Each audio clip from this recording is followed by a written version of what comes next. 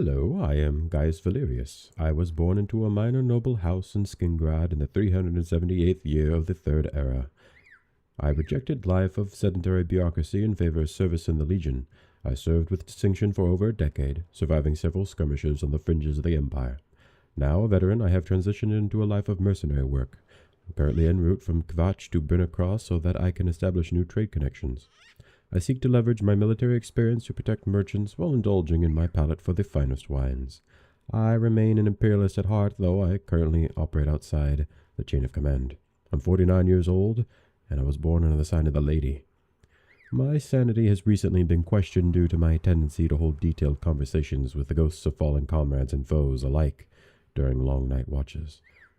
Though I am of the belief that they provide me with sound tactical advice that the living are too blind to see. I am a skilled oenologist. I keep a detailed journal ranking vineyards of Cyrodiil, and I seek to find a fine equivalent here in the Kingdom of Anvil. Some say I cling to an outdated code of chivalry and honor, often placing myself in danger, but I do this to uphold any gentleman's agreement, even if the other party aren't always exactly forthcoming about their beliefs. And a little secret about myself, I am an accomplished poet. I secretly, under the cover of night, write verses about the hills of Colovia and the men and women that people them. I do fear, however, that such a soft hobby would undermine my reputation as a hardened veteran. And so I will continue on my walk from Kvatch to Brunnercross. I will see you all when I get there.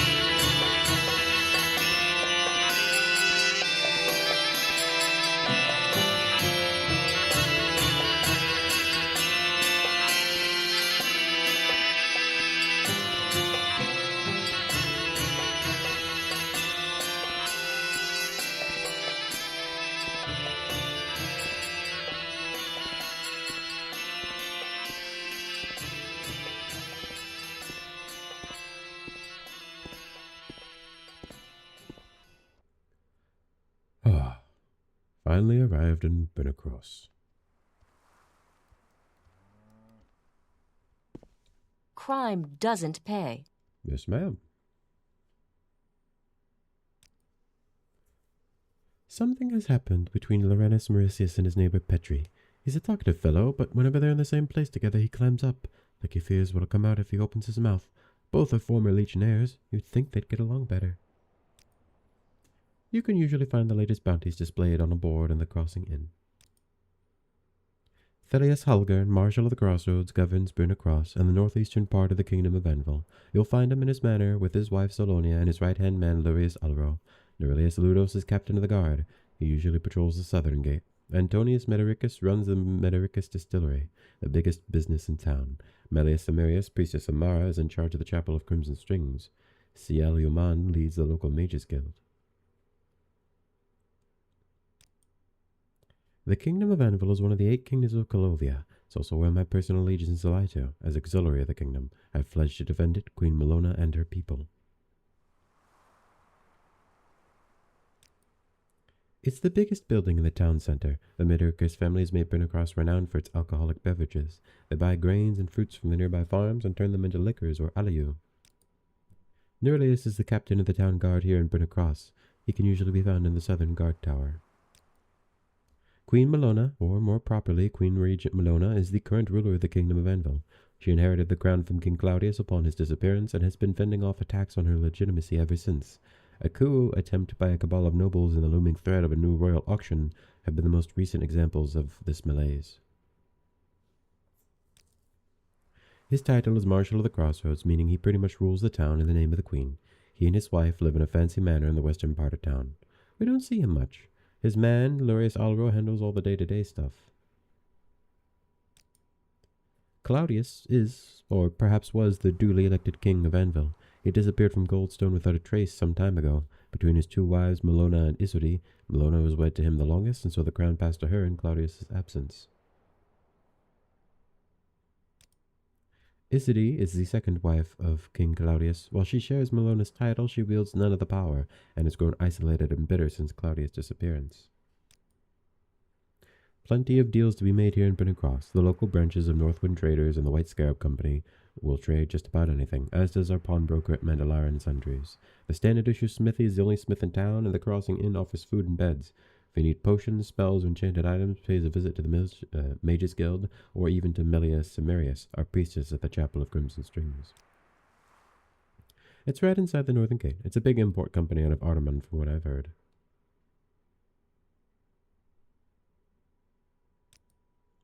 It's on the western edge of town, across the street from the Colovian Wagoners Association. They bring in stuff from Hammerfell, and salt. Lots of salt. It's on the western edge of town, across the street from the White Scarab Company. They offer storage and arrange shipping for local farmers and independent traders. Brunna Cross's main landmarks are the Midurkers Distillery, the Chapel of Crimson Strings, and the Halgern Manor, home to Marshal Thelius. Other than that, the 3 trading companies have a branch here: Northwind Traders, the White Scarab Company, and the Colovian Wagoners Association. The town's crypts are just past the northern gate, while the countryside in the south and west is dotted with farms. The Talgiano Orchard is the biggest farmstead in the area. It's the most prosperous farm around these parts. It's owned by Medina Talagiana and employs quite a few people. To get there, head west on the Gold Road towards Anvil and take the first path to your left. All right.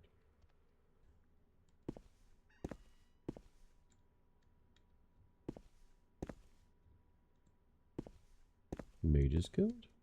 I mean, I might join up with the Mages Guild if I need help with some spells.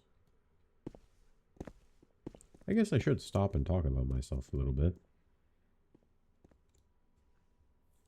I am a mercenary. I am favored in strength and endurance, born under the sign of the Lady.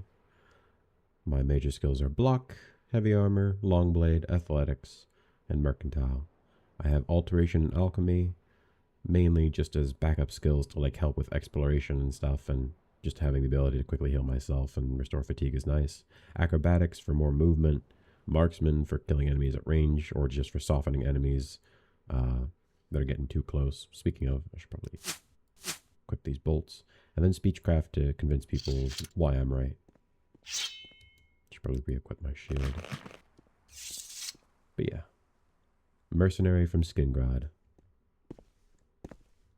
Petri's house. Mauritius residence. Did you just sniff me?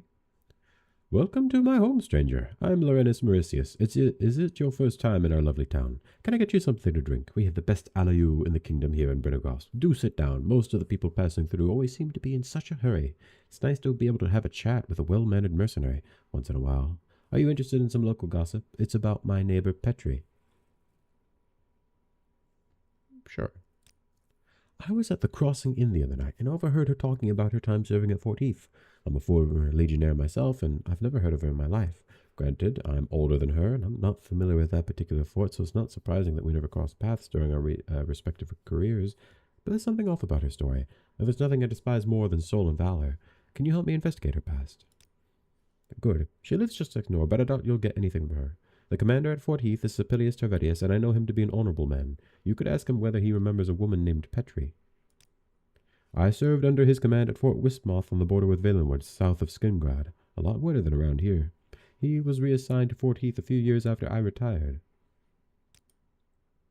Salonia Halgern is fascinated with enchantments. She seems to be obsessed with magical jewelry in particular. I heard she's been harassing Gory at the Northwind Traders whenever a new shipment is about to come in. I don't think she's much of a sorceress, though. If someone attacks you first, you have the right to defend yourself. If someone doesn't attack you first, you're going to break the law if you attack him. No, none yet. I will find out more. What do you train in? Block, athletics, acrobatics. Unfortunately, those are all skills I have. I don't want to train. I want to train in skills I'm either not going to be using very a lot, so alchemy would probably be, like, I'll probably do basic alchemy stuff, and alteration would be a good one. But I should probably just honestly, I might quickly go in the Mage's Guild. Actually, I'm going to quickly go into Petri's house, but I'm going to make an alteration training skill to help me use alteration better. It's currently open, which is just 20 points. It's 6 to 42, which isn't great.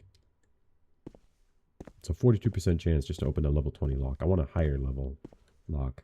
I got jump, which is 5 points of jump, just to help me traverse maybe some areas I wouldn't be able to normally get to. I don't have levitation. These are just the few spells I have. Water breathing, which is pretty important, and water walking, which is pretty important. Star of the West and Voice of the Emperor. I'm an Imperial, so I start with those. I mean, she has an Imperial leather skirt. What brings you here? She has a red dragon. That looks like an interesting book. I might read that right after I talk to her. I like reading. Hello, mercenary. What brings you to Bryn Cross? Are you here to pray at the Chapel of Crimson Strings? I can share some of the latest rumors and a little secret if you like. I am Petri, a warrior. I heard Antonius Medoricus and Sigorn Ligorius the Reeve of Threadsea hate each other. They are competitors, owners of the two biggest distilleries in the kingdom, but the way they're feuding wouldn't pass either one of them to try and sabotage the other. They say that in other provinces, vampires can be recognized by their monstrous features. Here in Cyrodiil, vampires are said to be weaker, but they can hide and pass among normal people unnoticed. People claim that the Mages Guild and the Imperial Courier are infested by vampire nests and that they conspire with the vampires to keep the common people in line. Yes? Okay, I want to read this book. The Death of Artheim, son of Kark. Now Artheim, son of Kark, ruled the lands of Kvatch from one end to the other, that is from Gottshall west to the holds of the Wheel that bordered on Skingrad.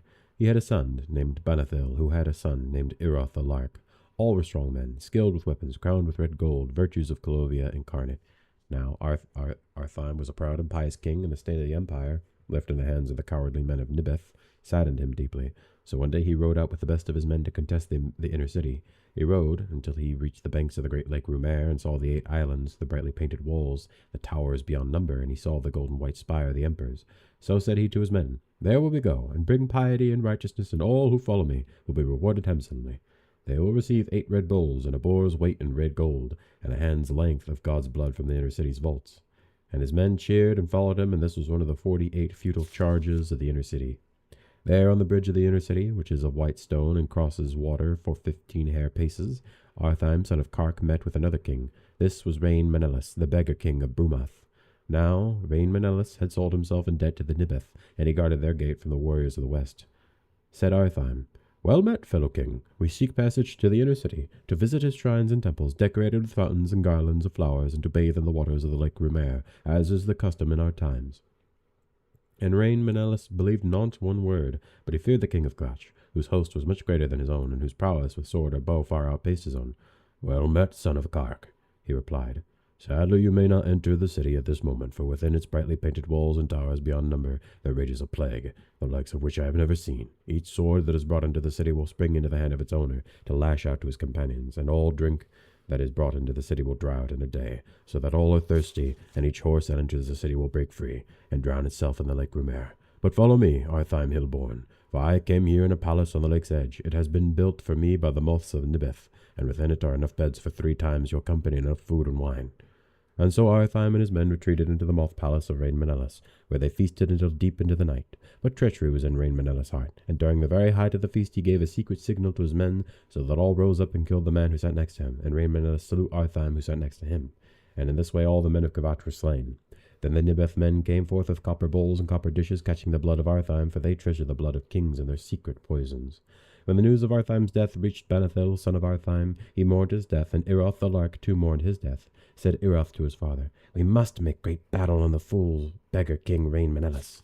But his father said, "We cannot, for all great warriors have been killed in treason, and Brumoth of the Snow is far away, and on the path lie the kingdom of Skingrad and Coral, both unkind to us, and besides, Rain Menelaus has the protection of the treacherous Nibeth, who outnumber us 100 to 1 and know of secret poisons."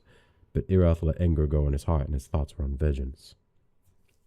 So one day Iroth heard of the son of Rain Menelaus, Vithu the Far-Handed, who made pilgrimage to Senkertor to ask for the guidance in matters of marriage. So Iroth and waited on Vithu, Far-Handed, along the road to Senkertor, where he killed him. And this was one of the 8 inconclusive pilgrimages to Senkertor. And when the news of Vithu's death reached the court of Rain Menelaus, he was mournful, and he sent message to his mother's second cousin, Cirthus, king of Coral, saying, "You, who is kin to me, now hear of this injustice done against me. Iroth, son of Banethil, lord of the Kvetchi, has slain my son, Vithu Far-Handed, along the road to Senkertor. He slew him along the road, caring not for the sanctity of his errand, nor for the borders of the kingdom of Coral, which is marked by many tall stones with intricate carvings. Join me now in waging war in the Kvetchi, for we are both sinned against." And Cirthus of Coral steadily agreed, for he had fought the Kvetchi before and held a deep hatred for them. So Rain Menelaus and Cirthus of Coral called upon many heroes and companions. They called upon Mathis, son of Maris, Bater, daughter of Uriel, Over, son of Wek, Uhir, son of Wek, Quimwil, son of Wek, Tehis and his dogs, numbering 29, Hax, fox-headed, Kahar, three-eyed, Malor, elf-blood, Buta, blood elf, the giants of Lur, the giants of Lor, but not the giants of Lear, for none know of that place, Hur, son of Gore, Gore himself, Kavar Flamewreath, who was bathed in the dragon fires as a child, and whose hair was now ever aflame, so that he could not sleep on a mattress of straw nor down, but always slept on a stone. Callum the Cothri, Shirjay the Catman, Asterion, son of Morahouse, who fought the winged hordes of Eladun, Well, son of Harsh Kukri, who once said to his wife that if his son were less strong than a stone, he would break his back, and if he was less swift than the water, he would break his back too.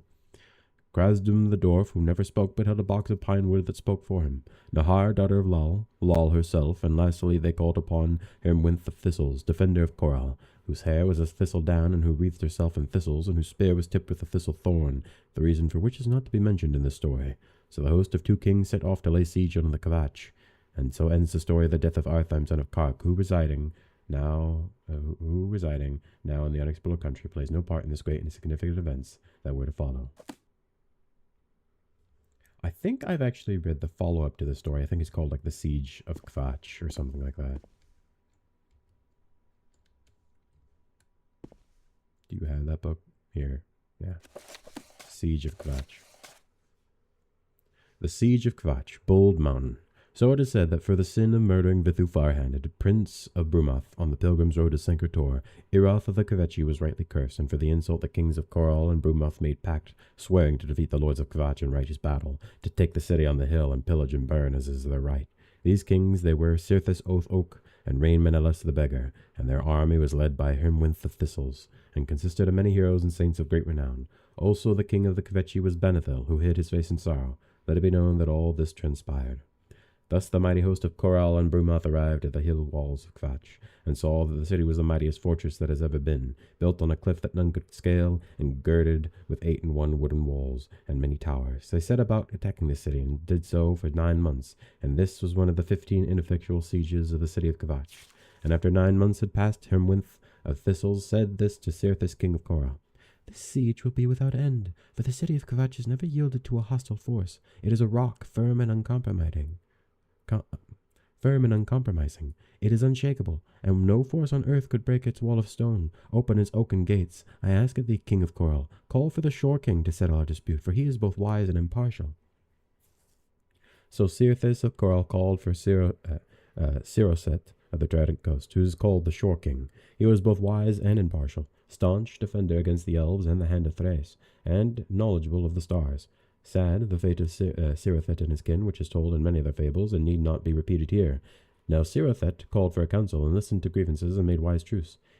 Each will choose a champion, and he will set off to complete a task, and it will be a most arduous task, requiring mastery of the chivalric virtues, the likes of which we have not seen since the days of the Nords, that is to say, when they lived in old Woodstead.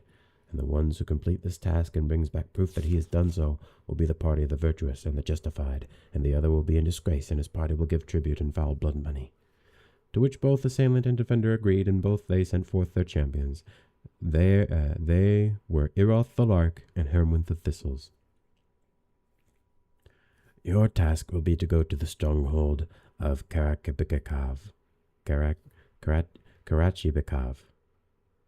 where the Iliad king Kir al-Boal presides over a court of dead men, and kill this king and bring back his head to me. So both Iroth and Hermwinth set out. They travelled far over the Barrowlands and the heath and the petty desert, till they came to the land they call Gemaav, that is to say, west of Sankator. There Iroth confronted Hermwinth and spoke thus. My hand is virtuous, though it is covered in blood. Return, Hermwinth, for I have heard for your many deeds, and think you far above all knights of your station, and I would not relish to kill you. But Hermwinth cared not for such talk. Child of the Kvetchi, you think you can defeat me in combat? I am Hermwinth of Thistles, killer of giants, killer of men, killer of elves, killer of demons, killer of drakes. When I was but a youth, I made ancient and hot-headed oath to never ignore challenge, and for every challenge I have met, I have been victorious. There Hermwinth defeated Iroth the Lark on the road to Gemaav, not by her terrible thistle-tipped spear, but by the force of her armored hands alone. After bringing low the Lark, Hermwinth did continue to the hidden halls of Karachibikav, where the Iliad king of Kir al-Boal presides over a court of dead men. There Hermwinth made herself known at the gates, and the keeper at the gate was a dead man, and the workers at the stables were dead men, and the servants who brought her wine were dead men. So she came before Kir al-Boal, who took the shape of a copper snake with a boar's head. Thus he spoke. Many the child fools enter my domain, and I have piled their skulls high, making from the remains of fine tea, the likes of which would give a weakling the strength of 30 merd. Today I am the zenith of Eladun of old, carrying on my back 108 wings, and speaking 8 secret spells, and knowing the names of 19 beings from the outer void who will jump at my command, and smite my enemy, by fire, stone, and lightness. Have you come to challenge me, mortal? To answer such challenge on the day of hospitality is in clear opposition to the law of 3 days, the 5th and the 6th pennant of hospitality, and proper knightly conduct. But Hermwinth was bound by ancient and hot-headed oath to never ignore or deny a challenge, and also she was proud and afraid of nothing. Thus she spoke. Yes, I have come to kill you, and this will serve in the making of righteousness, and the righteousness come to all many enemies. To all my many enemies. I can't speak. There a fierce battle was fought, in which Kir al-Boal applied all the secret and foul knowledge of Eladun, changing his shape many times into a beast, and a bug, and into a boar, and a fox, and a wolf, and a hand, and an eye, and a rat, and a snake, and a cloud, and a tree, and a tiger, and a badger, and a fox, again, and a frog, and so on. But nothing would prevail, for Hermwinth counted it all with piety and force of arms prevailing, and so she carried the head of Kir al-Boal on the end of her spear back to the besieged walls of Kvatch. There she was feasted, and the hosts of Bruma and Coral gathered round and feasted her. So Cirrus at Tide Rock made ready to speak judgment, when Iroth the Lark came forth and objected to proceedings. Hermwinth of Thistles has acted against the virtuous code, so I have perceived. I have followed her in secret still, and saw she enter the halls of Kir al-Boal, and feasted on his wine, thus accepting his hospitality. And when the forenamed Kir al-Boal presented himself and issued his challenge formulaic, Hermwinth of Thistles answered him in the affirmative, breaking the law of 3 days, the 5th and the 6th pennant of hospitality, and properly knightly conduct. I demand a duel to settle rights. Siraset, finding no fault in young Eroth's argument, allowed this duel to transpire. So once more Eroth the Lark and Hermwith of Thistles met in battle, and this duel was long. For Eroth was now well prepared, and Hermwith was still weak from her dispute with the Elf King. There they contested, first by the horse and lance, then by the great mace, then by the big sword, then by the little sword, then by the biting dagger, then by the spear, a weapon for which Hermwith had great affection. She wielded the weapon named Thistlethorn, and with it she inflicted on Eroth a terrible wound to the face, so that he would never again dare show it to the likes of man, and the wound grew infected, so that people would now speak of Eroth the Festering. And Siraset awarded victory to the forces of Carl and Brumath, and the Kvechi were forced into the giving of blood money. And though Benethil of Kavach had planned to give an offer the blood of his son Eroth, the latter had fled, ashamed of his wound, into the wastes of the north. And Benethil washed the gold in the blood of pig, and all were satisfied. So ends the tales of the siege of Kavach, Bold Mountain, widely recognized as one of the more entertaining and educational sieges of that august city.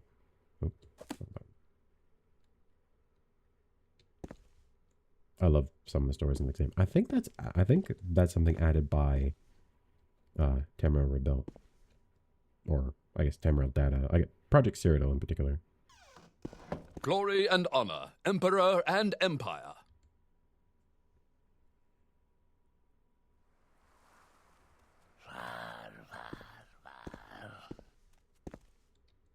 $6 p.m. already.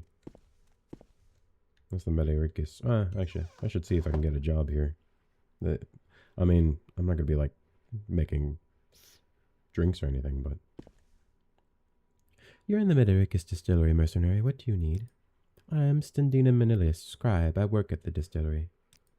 Rumor has it that the Mages Guild alchemist here in Brennicross is trying to sell spoiled potions. Be careful buying from him. Venerations of saints is prominent in Cyrodiil, where shrines dot the countryside which can cure diseases and poisons and grant temporary blessings to the pious adventurer. If you follow the Gold Road to the west, the shrine of St. Ren can shield you against physical attacks. To the east, the shrine of St. Horatia can help you speak more eloquently, if you believe in that sort of thing, of course. He should be overseeing production upstairs. Go ahead.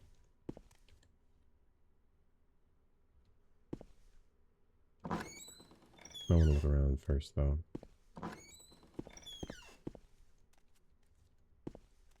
There's a lot of wine. Well, I don't know if it's wine. I think some of these are ciders and beers and brandies and stuff. I've been a servant for Antonius Medaricus for the past decade or so. A rather mundane life, I suppose, but it keeps me busy. Do you want something from me? You don't have to sound so upset about me being here. How can I help you? You're in the Medaricus distillery, mercenary. What do you need? We distill and brew grains and fruits produced around Brennicross into alcohol. It keeps better and it sells better. The farmers don't risk losing their production due to bad preservation or during transport, and the boss makes a healthy profit. Everybody's happy. Now that you mention it, maybe I should ask for a raise.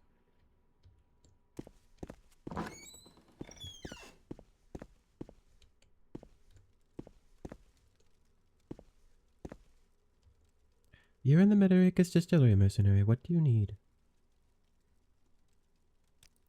I'm a commoner. I do whatever needs doing. Cooking, cleaning, building, baking, making, breaking. And by your accent, I can tell you aren't from around here. Since you're new to these parts, perhaps you'd like me to share a little local lore.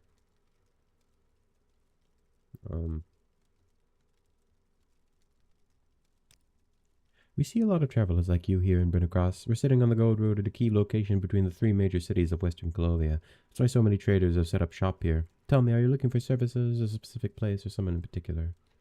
No, I think I'm good. Happy to help. What's your problem? Oh. Just a free bottle of Flynn. I won't mind. How may I help you? You're in Medaricus Distillery, mercenary. What do you need? Did you hear? Iran Kimoi was found dead in his manor. There are talks of assassination, but the Marshal and Aurelius are trying to keep a tight lid on the situation.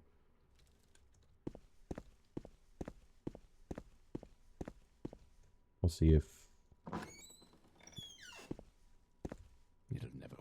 this I man needs told any him help. so. Hello, good mercenary, and welcome to Medaricus Distillery. I am Antonius Medaricus, the man himself. Yes, I am Antonius, obviously. What do you want? I am Antonius, noble and owner of Brinacross's Medaricus Distillery. Brinacross is surrounded by farms, mainly grain fields and apple orchards. We buy a large part of their harvest, turn it into alcoholic drinks, and ship it wherever we can. Our two main products are Alayu and Cursed. Distilling Cursed is how we got our start, but over the years we have expanded our range to include Akul, Flynn, and even Nibene-style Mori. Light, fruity Alayu, perfect for relaxing after a long day of work. Complex, rich Cursed, perfect for entertaining your more sophisticated guests. Akul is a popular and affordable ale. Its most distinguishing feature is the addition of a small amount of mandrake essence, which gives a unique flavor. Mandrakes aren't grown commercially around here, so we have to source them from foragers in and around the Desek Marsh, where they go wild. Luckily, a single mandrake root is enough for several batches of Akul. I assume you've heard of Flynn, yes. In terms of reach, it's our most popular product by far. Everyone in the Empire is drinking Flynn nowadays, but competition is stiff and we aren't equipped to produce huge quantities of it, so we mostly focus on the local favorites of Cursed, Alayu, and Akul. Over in eastern Cyrodiil, rice is the staple grain, and so Mori, rice beer, is the staple drink. But we grow our own spike rice here in Colovia, so it was only a matter of time until Mori attained a modest amount of popularity as well. We brew and bottle it here according to the Nibonese customs, and I would challenge anyone to be able to tell the difference. We have been making Brinacross famous Cursed and Alayu since the days of my great-great-grandmother, back when the Medaricuses were nothing more than modest farmers. Since then, our business has become the most prosperous of its kind in West Colovia. Well, aside from Sigorn Ligorius' operation over at Threvsy, maybe. I run my family's distillery here in Brinacross, overseeing production and storage, handling supplies and distribution. I'm not the kind of noble that hangs around in his manor ordering people around. Blue blood and a famous name aren't enough to hold wealth and power here in Cyrodiil. Us real strivers have to earn our status through hard work, competence, and initiative. She runs the Ligorius Distillery in Threvsy. Sigorn is an obscenely rich woman, and Riva Threvsy to boot. She also happens to be my fiercest competitor in the kingdom. I haven't been able to prove it yet, but I'm sure she's trying to use her wealth and political connections to drive me out of business. Threvsy's ruling Reeves is a jealous ex-soldier who's too busy bemoaning my existence to fully take advantage of her situation. I hear the village built around her manor is pleasant enough, though, if you prefer the simple life. I'm sure this man would love to be Marshal of the Crossroads.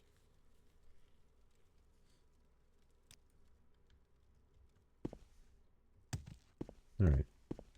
Well, I don't think I can get a job right here for now, so... What's this? A smithy? Sarah? Oh, a Khajiit. Welcome to Brinacross, mercenary. Most visitors pass through on their way to Anvil Sach or Kvatch, but perhaps you'd like to hear about our local services, or are you looking for a specific place or someone in particular? Surabi follows the trade of bard. Salonia Helgern is fascinated with enchantments. She seems to be obsessed with magical jewelry in particular. Surabi has heard that she's been harassing Gori at Northwind traders. Close to the cities and major settlements, Cyrodiil is a civilized, peaceful place. But if you wander out into the wilderness, you're going to be in a lot of danger. It used to be that the Imperial Legion kept the peace in the hinterlands, but their attention is now drawn to the unruly provinces. These are uncertain times. If you don't want any trouble, make sure to avoid the upper Colovian highlands and the forbidden jungles of Blackwood and the Serican Woods. Okay. What was that? I didn't say anything. A smithy? It would be good to get some repair hammers, probably, but I don't need them right now. Welcome, mercenary. You are in the standard issue smithy. If it's repairs you need, my apprentice Risk Gra Karar will be happy to help you. What do you sell? Imperial broadswords, Imperial short sword, steel claymore, Imperial war axe, some silver bolts, which are going to be useful to have, steel bolts. Okay. Important to remember that this is here, because I'll probably need some bolts in the future, especially if I want to deal with undead. I'm going to need the silver bolts. He has a bunch of different iron, steel, Colovian steel. But I see a set of Kvetchi steel. He has a such guard tower shield, wooden heater shield, an anvil guard shield. He also has some Nordic iron. Well, he has a piece of Nordic iron, regular steel, some Nordic leather, Nordic fur armors, some newt scale, some regular iron armor, some Colovian iron armor, and a bunch of repair stuff. Well, I'm Bressius Teletian, smith. Running the shop is a lot of work. I don't know a single blacksmith in Cyrodiil who hasn't hired an apprentice, or who isn't desperate to find one. If you don't mind, please ask Chris Grakkarar to handle any repairs you need. I could do it if you don't want someone inexperienced to handle your gear, but it'll cost more. Despite this opulent manner and haughty manners, I heard that the Halgern's finances are in bad shape. I hope the Marshal isn't using his position to pay off his debts. Do you have anything to... Oh, that looks cool. Show promise. Yeah, full set of Kvechi steel. That's cool. Hello. Do you bring news from Anvil such a Kvach? Maybe even further. We're a small town, but the whole world passes through Brynna. So it's cheaper to get her to repair stuff. That's good to know. A team of archaeologists passed through town a while back. They said they were heading for Galasagia. Madmen. Everybody knows the stories about that place. Fort Swordmouth is a Legion outpost overrun by the Cameron usurper. It was never rebuilt and is rumored to have become a hideout to necromancers. Former generals of the usurper's army. The ruins are north of the Gold Road to the east of Brynna Cross. We've had quite a few adventurers already that planned to raid the place and never came back to tell the tale. If you don't feel like going in there alone, there's a mercenary available for hire at the Colovian Wagoners Association. That's good to know. I could grow my mercenary company. I mean, technically, you wouldn't be in my own company. You would technically, I guess, be an independent contractor working with me. That's new. I am Passus, a commoner. Okay.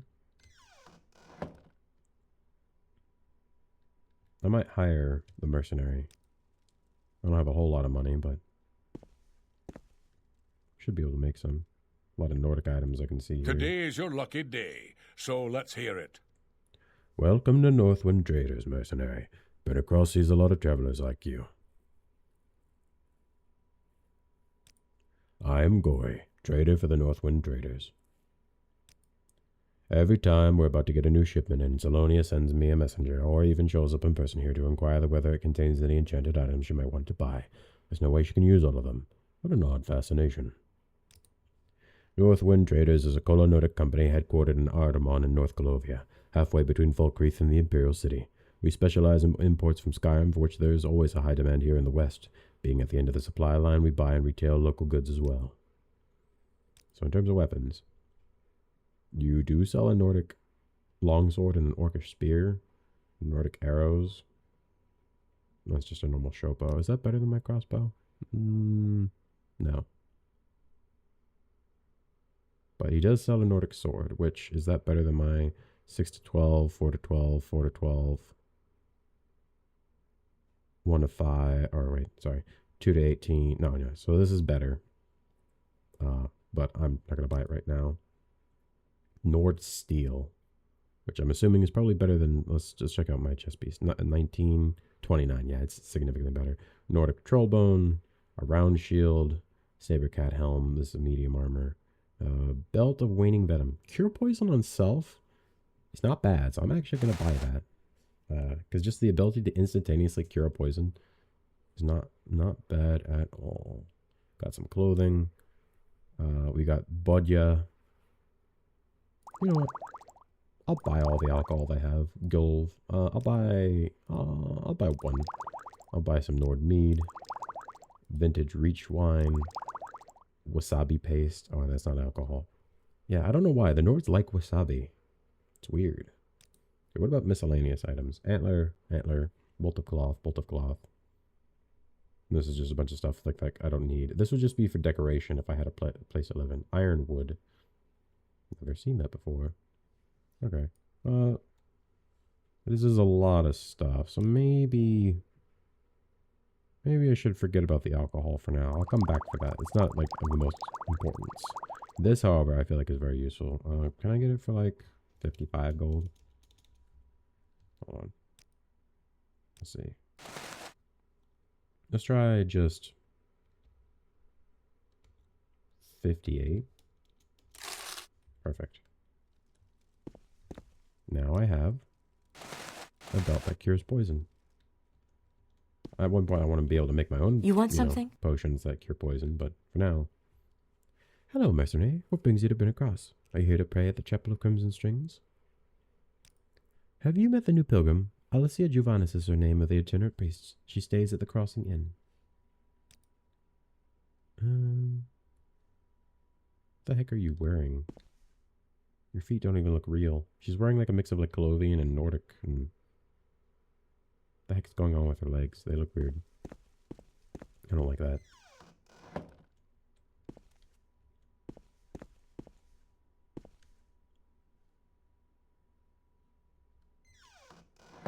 Any time now.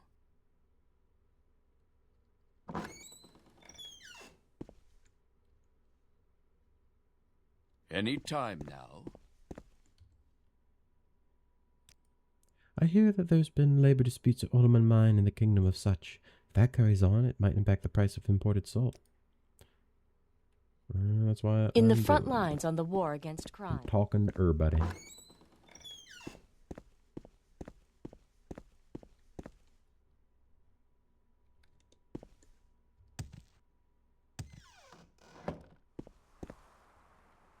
Kimoy. Wasn't that the man that was murdered?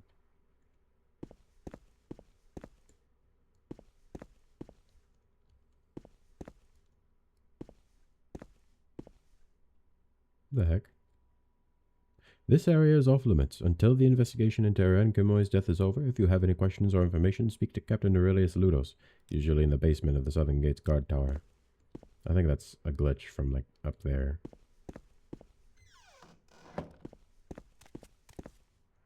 Crossing.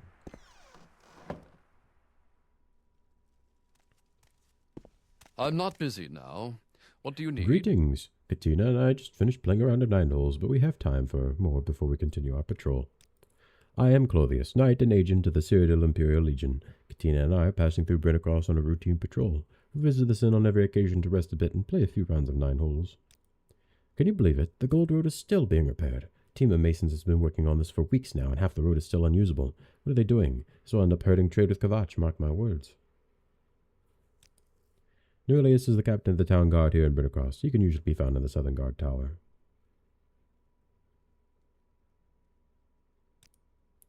The current emperor is Uriel Septim VII, 24th of the Septim dynasty. Uriel has been, for the most part, a strong and effective ruler, but harsh and unyielding in personality, and private and secretive by nature. He has never been popular with the people. The emperor is over 80 and in poor health. He has 2 declared heirs, Emin and Ebel, but there are rumors of controversy over the succession in the imperial city. It's on the western edge of town, across the street from the Colovian Wagoners Association. They bring in stuff from Hammerfell and salt. Lots of salt. Hammerfell is primarily an urban and maritime province, with most of its population confined to the great port and trade cities. The interior is sparsely populated, with small poor farms and beast herds. The Red Guard love of travel, adventure, and the high seas has dispersed them as sailors, mercenaries, and adventurers in ports of all call throughout the empire. Let's play around, shall we? Sure. Play just a low-stakes game. Come over to a game board with the money, and you can make your first move. We can play. We can keep playing until you win. If you wander off too far, your game is forfeit. Yes. Okay. Bet. Always bet on red. If you couldn't tell, I love red.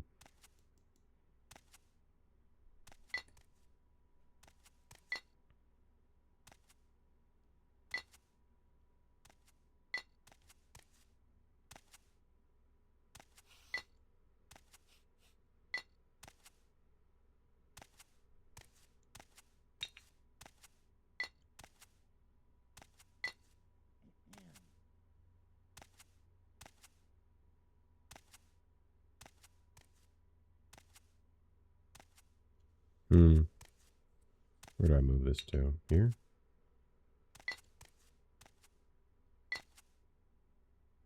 That was the strangest book I've ever read.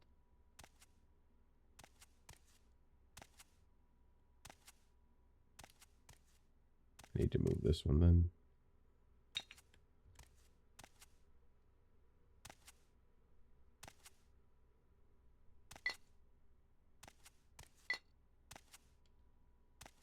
Okay, that blocked me there. But if I go there, that'll force him to go there. Which then means I can take... shoot. I can take this one and go here. Oh wait, I can just go here. I was overthinking it. Do you have anything to report? We should probably continue our patrol, but I had a lot of fun with our last game of 9 holes. Maybe we could afford to play another round. I am Katina, knight and champion of the Cyrodiil Imperial Legion. I'm making my Gold Road patrol through Brynacross with Clothius here. This inn is our regular stop, where we enjoy a game or two of 9 holes while we rest. I like their armor. The Empire of Tamriel encompasses the 9 imperial provinces: Skyrim, High Rock, Hammerfell, Somerset Isle, Valenwood, Elsewhere, Blackmarsh, Morrowind, and the ancient imperial province of itself, Cyrodiil. Dating from the first Cyrodiilic Empire, the empire is almost 4,000 years old, but more properly the current empire dates from the beginning of the Third Era and the crowning of Tiber Septim as Emperor of Morrowind. Wait, was he crowned as Emperor of Morrowind or was crowned as Emperor? Over 400 years ago. The current emperor is Uriel Septim, the 24th of the Septim line. I'll play one game. Oh. I'm listening. Please, go ahead. Welcome to the Crossing Inn, traveler. We've got food to fill you up, drinks to cool you down, and beds to rest your weary legs. Tell me, what do you need? I am Christoph Moraine, publican. I'm the proprietor of the Crossing Inn. Plenty of deals to be made here in Brynacross. The local branches of Northwind Traders and the White Scarab will trade just about anything, as does our pawnbroker at Menelor and Sundries. What do you trade in? You got Free Estates wine, Flynn, Cyrodiilic brandy, Black Hills wine, Surly Brothers, Sweet Line, Talon's Heritage. I'll buy that. I'll buy some Go No Grow too. I'll buy a bottle of Akul. And a bottle of Alayu.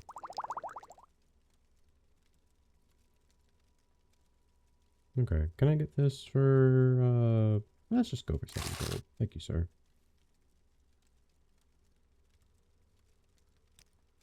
Yes, we have one available. It's 10 gold for the rest of the day. Do you want it? Okay, so it's the rest of the day. This is something I never understood. I always thought it was for 24 hours. It's just for whatever the rest of the day is. Bounties.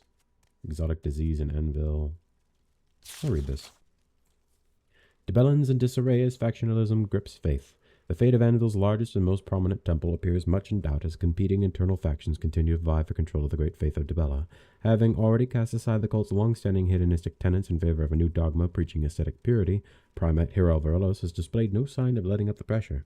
New restrictions have been imposed on the usage of the sacred baths in the Temple of Dibella Aesthetica, and the faith has retracted all of its former charitable contributions to the Guild of Courtesans. The Primate has herself relocated from the faith's primary cathedral in Cyrodiil City to the larger temple on Anvil, where she has cloistered herself behind a cadre of special advisors and refused to take any visitors. Traditionalists in the cult have not given up the fight. Several sources of the Temple of Dibella Aesthetica spoke with the Monitor on condition of anonymity, revealing a temple racked by infighting and bureaucratic fiction, with shaven heads becoming an unofficial badge of the ascetic movement within the faith. One Dibellan source claimed that those who have kept their hair have been targeted by punitive demotions and disproportionate penalties for petty offenses. Those who have embraced the ascetic line, meanwhile, have seen themselves rocked to high positions within the clergy, even leapfrogging their non-ascetic former superiors in some cases. The Temple of Dibella Aesthetica has long been a destination for pilgrims from across the imperial province and beyond. It is unclear how the ongoing internal conflict will impact visitors from outside the clergy, but pilgrims are advised to take caution when visiting the temple, not to offend either the dominant ascetics or their hedonistic rivals at this time.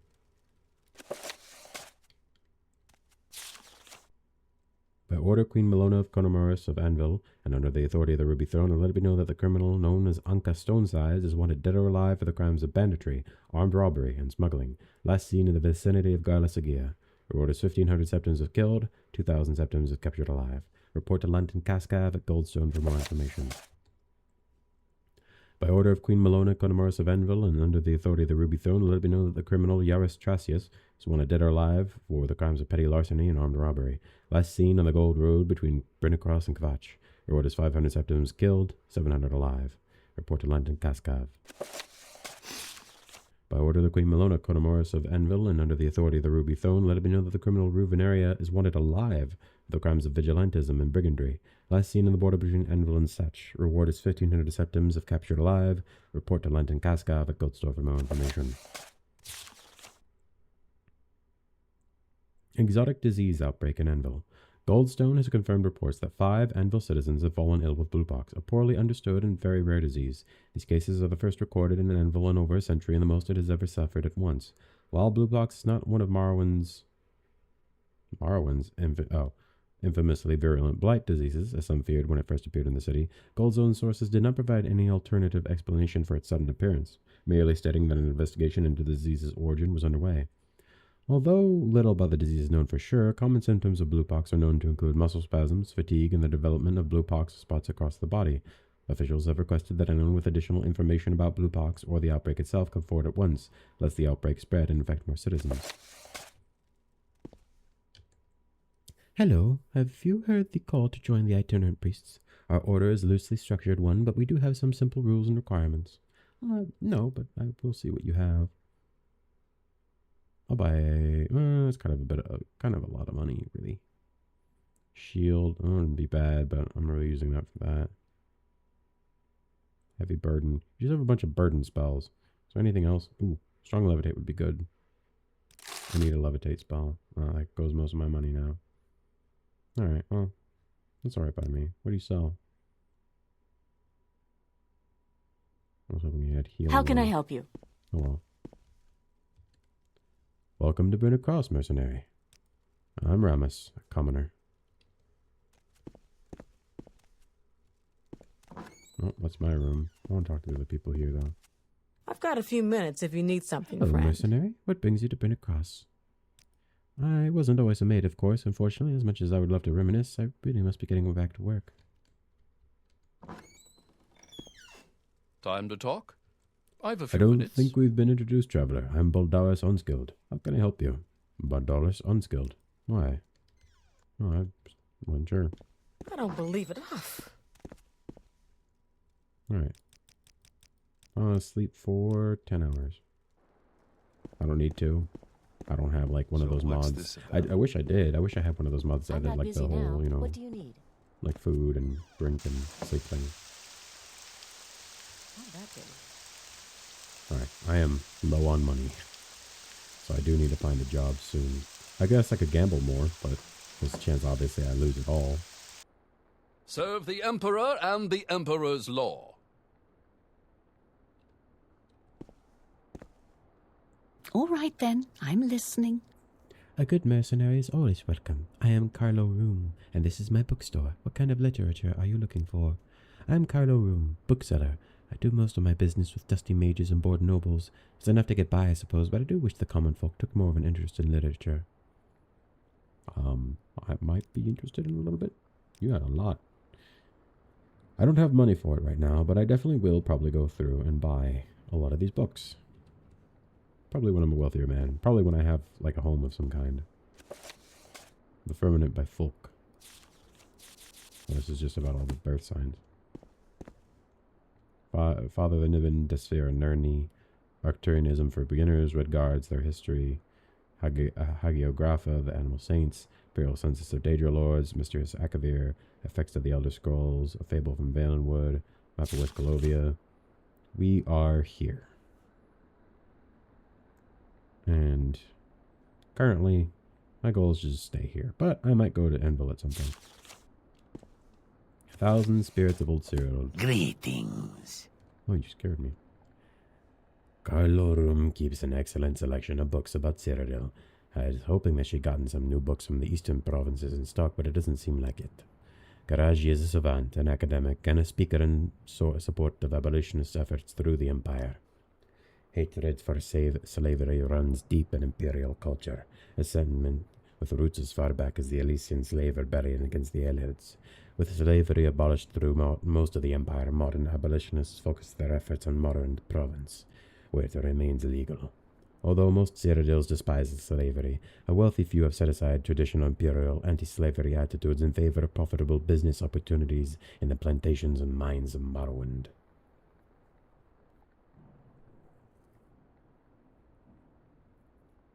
He seems like he'd know a lot. I'll probably come back to him at some point. And that's locked because it's her, Bella Zaretta, the Lily of Dibella. I guess I'll read it then.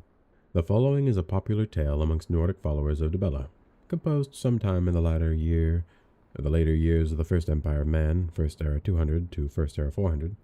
The following translation into modern Tamrielic was completed by members of the Hall of Culture in Winterhold, Third Era 289. It was in the days before Al-Esh cast down the southern elves and before Mori was birthed and Kyne's Gale, a time that even I cannot say for certain, for that does not matter when telling a good story. Dibella, the Pulchromancer, love magus of creation, bedwife of shore, was going about her business in our land in a form of true Nordic beauty. Her hair was the color of Riften mead, tightly woven in plaits with a crown of blue mountain flowers encircling her crown. The color of Atmora's shore were her eyes, the land her skin, and she was dressed in a sky-blue shift, gorgeous in its stark simplicity. She wandered our beloved land, planted inspirations into the minds of Hallskalds and Windhelm, coated the hills and vales of the Reach with wildflowers of a myriad of colors, and coaxed the intimate imaginations of youthful couples everywhere in between. Our maiden of beauty was busy teaching the flowers the bee dance in southern Hafengar hold, while a horrid creature spied upon her with hatred in its heart. Feeling as if she was being watched, Dibella rose from her work and gazed upward towards Mount Kilcreath. From the top of the mountain there came an elf, but not just any elf, a snow elf. Down from her mountain fastness did she stumble and tumble and hobble. Thud, thud, gur-straw, thump, thud, thud, gur-ha-strump. You know of that way, funny way elves walk. Skin the color of broth film, slivers of coal for eyes, chipped yellow teeth and ears like a rabbit. She slid up to the goddess Dibella and glared with her malevolent gaze. "Fancy finding you here, sure as harlot," the elf sneered. "Has your husband tired of you so soon that he spends you out to play in the dirt while he ruts with boars?" Without flinching at the slovenly being's barb, Dibella straightened herself and smoothed the wrinkles from her dress. "Good afternoon, elf," said the goddess. "You seem quite ornery, even for a snow elf. Have I disturbed you from your slumber? I can remake your bed if you like. In fact, I believe I saw some mammoth droppings just down the road." The elf, upset with not getting a rile of Dibella, stamped her feet and pointed accusingly at her.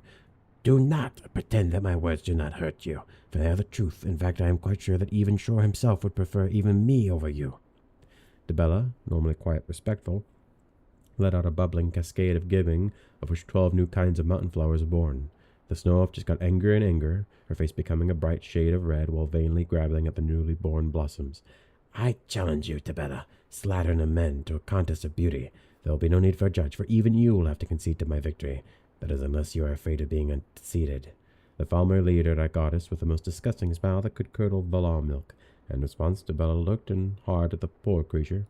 The elf's threat was ultimately without any real truth to it. Shore loved his wives dearly, and he would never choose an elf as his bride. However, perhaps some good could come of this. "I accept your challenge, elf," said our goddess. Good, good. Meet me here at the base of the mountain in 1 week time, and we shall see who is the most beautiful in all of Mundus." With the details of the contest ironed out, the snow elf climbed back into her mountain fastness, cackling all the way. Dibella watched her go with a sigh. "Suppose not everything has inherent beauty," thought Dibella, "but I believe I can teach her a lesson in humility." Skyward did Dibella look and shout, "Sister Hawk, I require your aid in a most noble act. It involves humiliating an elf." The clouds darkened and swirled, the veil parted, and our deity looked upon a face both beautiful and disquieting. Dibella smiled. Her call was answered. A week had passed, and the elf had returned to the base of the mountain where she met Dibella. Her eyes were ringed with charcoal, her hair dyed a dark red with a substance better left unasked, and a dress only slightly soiled by the detritus of her den. The Falmer had an air of arrogance about her, the way a saber cat trots around its wounded prey. "There is absolutely no way that so-called deity can beat me," she said to herself. She spied Dibella just around the bend in the road, dressed in the same exact blue shift, although dirtier. "Foolish goddess of man, have you even bothered preparing? Just look at me," boasted the Falmer, striking a pose that she must have thought seductive. "Yes, you are quite lovely, but please tell me, dear elf, what do you think of this flower of mine?" replied Dibella. "Your flower?" exclaimed the elf. "Yes, a flower." Dibella pointed to a lily never before seen on Mundus. The petals were a shade of pink, fading into a sky blue that reflected the light of Magnus. Its slender stem was peppered with broad leaves, with the texture of lamb's wool. It was truly a magnificent plant, worthy of 100 ballads. This past week I have toiled in the same spot, watering, weeding, and nurturing this plot of land. It's beautiful, isn't it?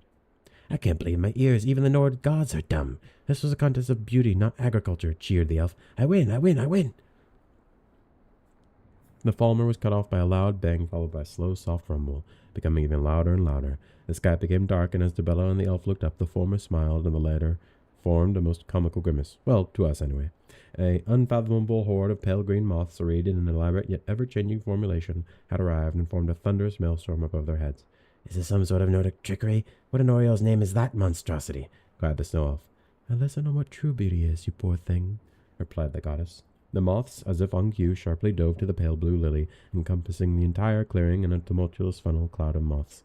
The elf fled for cover behind a nearby boulder and could not believe her eyes.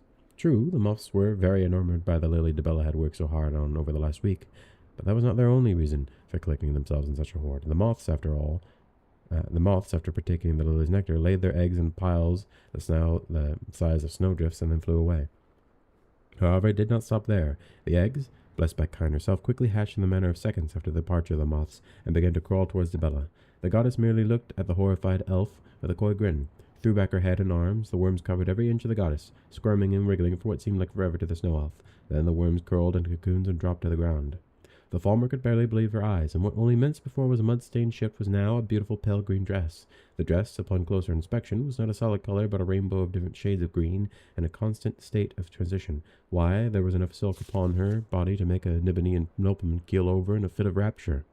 Her hair was bound in a multitude of small interlinked silk ribbons. A plunging neckline, surrounded by white frills and tight silk wrappings around her stomach, amplified her bosom and hips. The hem of her dress trailed on the ground, but no clump of dirt dare sully it, as to do so would violate the will of Debella's dear sister. Already some of the cocoons had begun to hatch and held up the bottom of her dress as tiny handmaidens. Truly the world had never seen such a vision before or ever since. I believe I have one, elf, stated Debella. Cheat! Charlatan, mannish mammoth humper, bellowed the falmer in a most unattractive fit. She was so caught up in her rage that she didn't notice the wayward silkworm which she crossed under her heel in her stomping. Debella's face darkened, and the piles of cocoons hummed as they broke open, and angered moths once again swarmed into a funnel, and then exploded into an angry tidal wave directed at the murderer of their kin. The elf let out a shriek and fled up to her mountain fastness, prodded by the moth horde all the way, to both neither man nor god ever again. Debella teaches us a very important lesson about true Nordic beauty. It isn't something you can just smear on your face or hang on your neck, for these are the tools of the deceitful and other kind. Beauty is earned through hard work and toil, which brings happiness. Art and love, it is Shore and Kind's gift to all Nords. That's cool.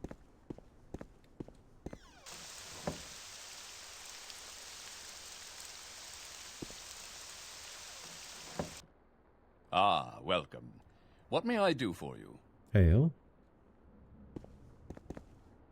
Lehayan Mandalorian. Lehayan Mandalorian, owner Mandalorian Sundries, at your service. I can offer you a quick coin for anything you're looking to offload, unless you're looking to trade for something specific. Please browse at your leisure. The whole Colovian West has come through those doors. You're bound to find something you like. I am Lehayan Mandalorian, pawnbroker. The local branches of Northwind Traders and White Scarab Company get all the tourists coming through the northern and western gates, but I'm happy with my location at the center of Pentecost. Most of the locals buy from me, and my shop gets real busy when all the nearby farmers come to town on market day.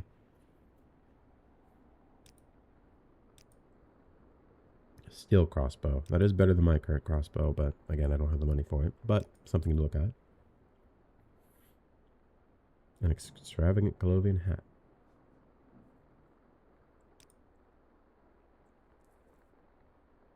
A BC and rum. Cure poison. I already have that thing. Ooh, these would be two good things to get. Can I get it for 87 gold? Can I get it for... Okay, that wasn't going to work. Okay. Grandmaster's Alembic. Ooh. That would be something important to get. Some lockpicks. Yeah, I really need those. No one can... Alright. Okay. I'm a guard of the Kingdom of Anvil.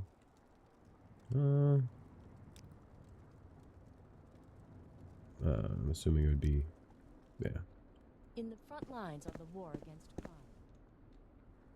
The wine cellar. Darn. Man, I gotta stop burping. I'm not busy now. What do you need? What do you need? I am Valerius Alro, knight and porter of the Kingdom of Anvil. I serve and protect Marshal Thalius Halgern. They have a building just across the street from us, next to the Chapel of Crimson Strings. People go to them for delivery services, storage, and to contract caravan guards. The Marshal may have some duties if you were to join the kingdom. I protect Salonia and Thalius Halgern as well as their manor, and serve them in matters both official and personal. He's right there, but tell me, what is it you need? No need to disturb the Marshal for trivial matters. Longblade, Speechcraft, Athletics. I do like your drip, though. You look pretty cool. Greetings. He's wearing Olaman steel. I am a busy man, mercenary. Please address your grievances to Valerius. Now, if you're here to talk about our wonderful town of Brina Cross, I can take a minute off of my crowded schedule. How do you like our town, Gaius? I am Thalius, noble and marshal of the crossroads for the Kingdom of Anvil. That'd be me. Okay. You're imagining things. What? I think he has like an adamantium. I think it's an adamantium battle How can I axe. help you? Or a halberd. What brings you here, friend? I don't think we've been introduced, traveler. I'm Ista. How can I help you? My name's Ista. I cook for the Halgerns. He's my employer. I cook for him in Salonia as well as tidy up the manor every so often. Ever so often.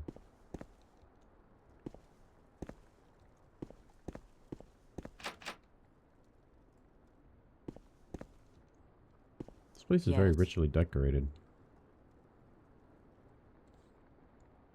Welcome to Halgern Manor, mercenary. What do you need? I'm Salonia Halgern, noble and wife of Marshal Thalius. You're looking for my husband. He should be downstairs. Runner Talisman. Feather. Sanctuary. Shield. A key. Telekinesis.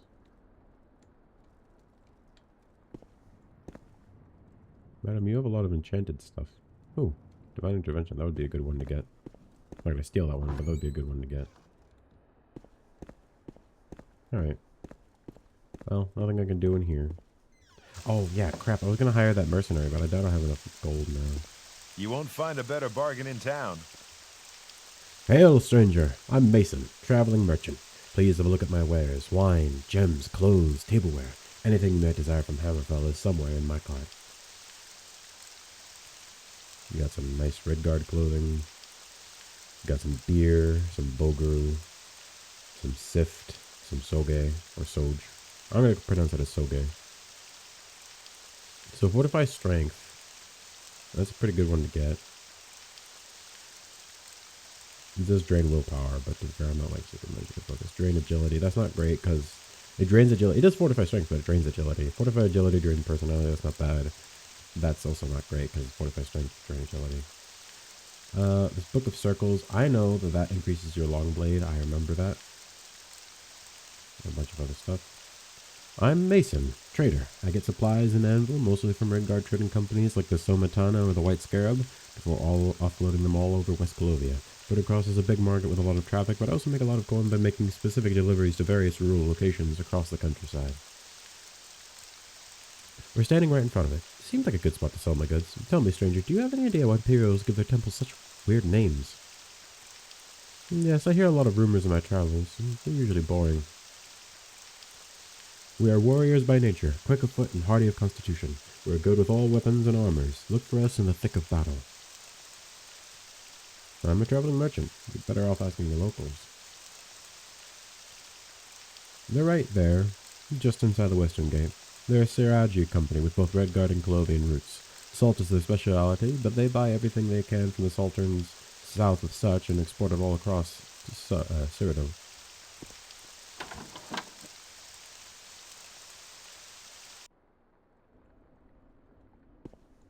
I'm not busy now. What do you need?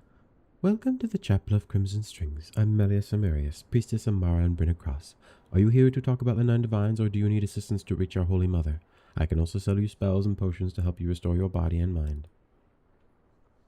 Blood Curse, Fast Damage Fatigue, Burden, Common Cure Disease, Dispel. Divine Intervention wouldn't be a bad one to get, but I'd rather have it as an item.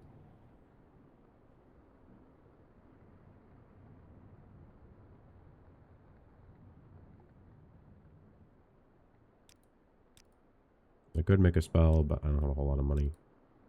In terms of what you got. Got some restore stuff.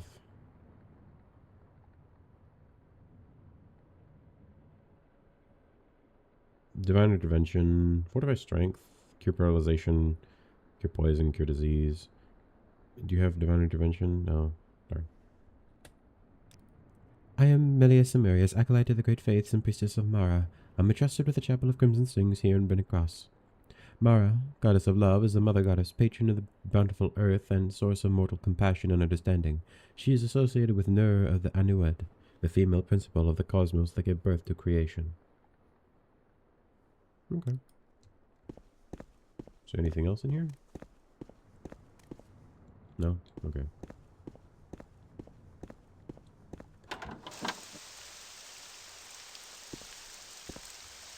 I see by your outfit, Gaius, that your affairs have prospered. How can I help you? Marilla Valerius, a commoner. Colovian Wagoners Association. This is where the mercenary is. Oh, she has skin guard armor like I do. Sister? Welcome to the Colovia Wagoners Association, mercenary. If you need storage or transport arrangements in this part of Cyrodiil, or contract guards for a caravan, we can make sure everything goes smoothly. Well, I was hoping I could get work. I'm Persia Marak, warrior for the Colovia Wagoners Association. We are a trading consortium offering various services to independent farmers, traders, and artisans. We provide storage and shipping contract caravan guards, and we can even be hired as negotiators. Our association is based in Singrad, and we have offices and warehouses scattered all across inland Colovia. I was hoping I could get a job.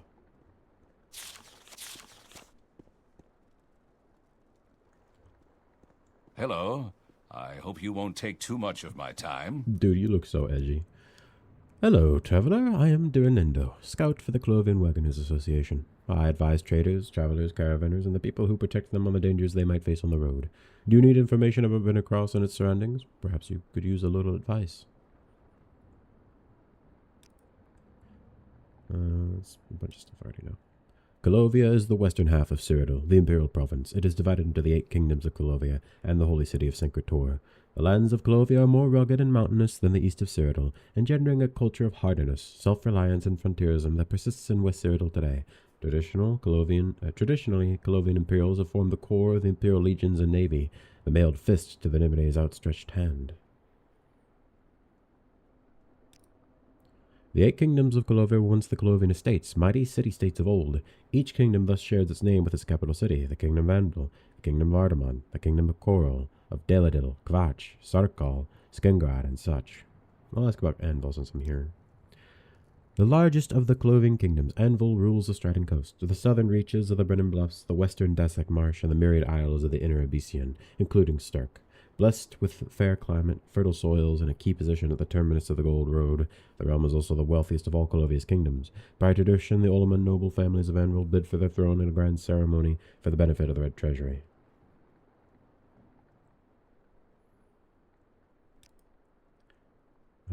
Brennan Cross. The Brennan Bluffs are a range of hills along Cyrodiil's far western border with Hammerfell province. The bluffs are more arid than the Stratton coast, and most of the region lies within the Kingdom of Such. Lake Olaman, a large salt lake at the head of Sotar Gorge, allows shallow draft vessels access to the interior of the region, and the city of Such itself from its forward port of Sapaki on the Abyssian Sea. The mining town of Thyra lies further inland, east of the ruined fortress of Isverhall.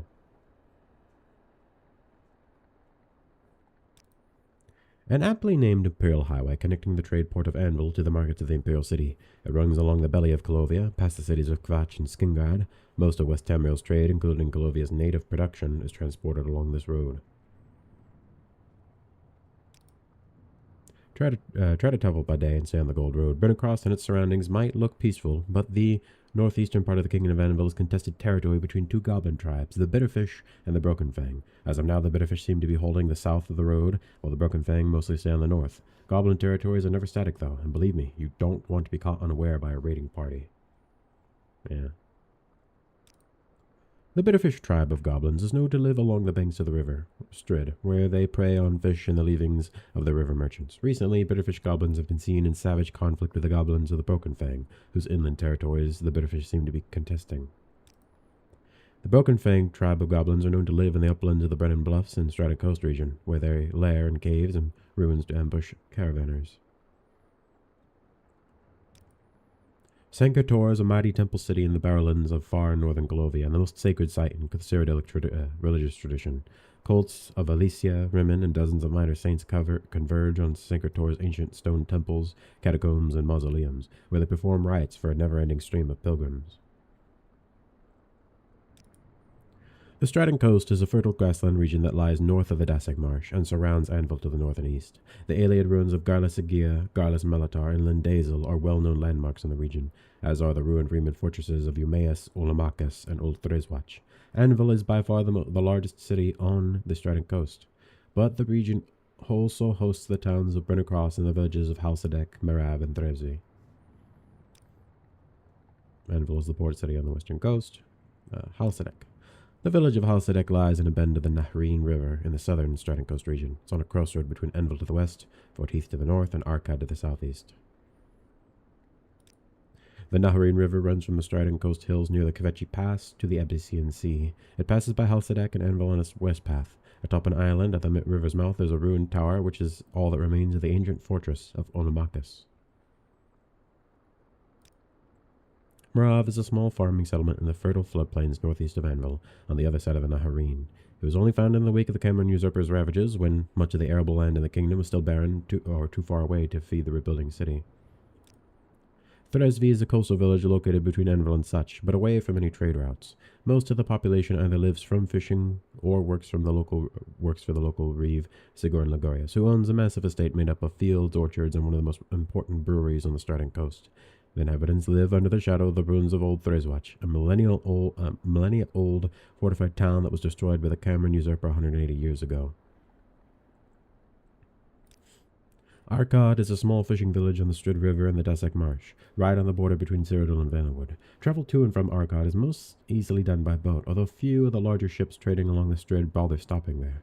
It can also be reached by road from the nearby village of Halsadek, but be careful of the vicious creatures lurking in the marsh. Okay. Thank you, sir.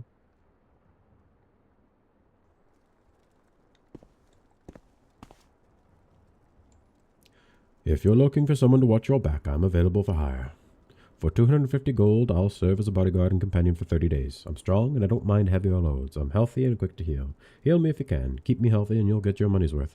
But I won't stand for any abuse. I work for profit. I've got my own gear and gold. If you ever leave me with less profit than my own gear and gold, then I quit immediately and never work for you again. I don't work for free. 250 gold. No less. I have 87.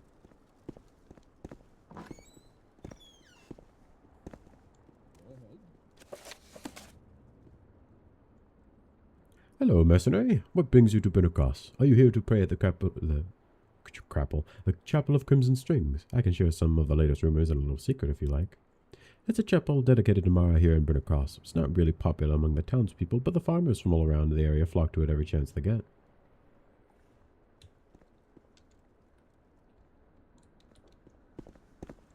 What down here? Guard? Crime doesn't pay. I wasn't going to steal anything. I was just looking around. I see you. Hello. Hello, mercenary. What brings you to Brennercross? Are you here to pray at the chapel? I was about to say grapple again. What's your background? Scout. Oh, let's look at my world map. Swordmoth, Garlas Agia, Eumaeus, Talgiana, Marav, Fort Heath, Halsadek, Arkad, Anvil, Olomachus, Threzvy, Garlas Malatar. Maybe I should ask more about the Abyssinian Sea. The Abyssinian Sea lies between Cyrodiil, Hammerfell, and the Somerset Isles and the Altheric Ocean. The Abyssinian Sea is full of small islands and a few big ones. The closest large island to Cyrodiil is Sturk Isle, due west from Stratton Coast. The much smaller Viduskin Isles and Mikoy Isles are closer to the mainland. Few people live on the Abyssinian Small Isles, aside from a few fisherfolk. Stirk is the easternmost of the Abyssian Sea's large islands and the only one considered part of Cyrodiil. It's reachable by boat from various ports on the mainland or by water walking due west from the Strident coast. The Iliad ruin of Warmurasel is a well-known landmark on the northern shore. The only settlement on Stirk is the town of Karak. Karak is a town in Stirk Isle in the Abyssian Sea. It's hard to reach without a boat, but you can water walk there from the mainland if you head due west from Thredsey. Watch out for goblins and sea creatures if you do, though. The Viduskin Isles are a chain of sandbars and small islands surrounding the White Reef in the Abyssian Sea between Stirk and the mainland. They are largely uninhabited, though rumors persist of vicious pirates, cunning smugglers, and even seafaring goblins who take advantage of the archipelago's isolation. Valerius, a half-sunken Iliad outpost of the Viduskin Isles, is a well-known landmark for passing ships on the trade lanes.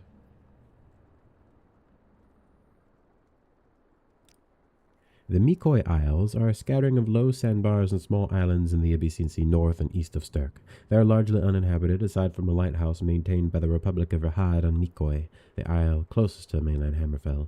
An ancient outpost of the Rorquin dwarves called Akarams can be found on Olvos Isle, the largest and westernmost of the Mikoi group, while the volcanic caldera to Olvos east hosts what remains of the Iliad ocean citadel called Nagayarel. Olvos is the second largest island in the Near Abyssian after Stirk. It's part of the Mikoi Isles, which lies just off the Hammerfell coast of Rahad. Nobody lives there. The dwarven ruin Akarams is the only landmark on the islands. The distinctive white ruins of the Iliads, the elves who ruled Cyrodiil thousands of years ago. Most ruins have been plundered long ago, but some still have inaccessible chambers in their lowest depths. Iliad artifacts and light stones fetch a high price with collectors, but beware, mercenary, the ruins of the Iliads are rarely empty. Okay. The Desek Marsh is a swampy region of mangrove trees, pools, tall reeds, and cane grass along the northern bank of the Strid.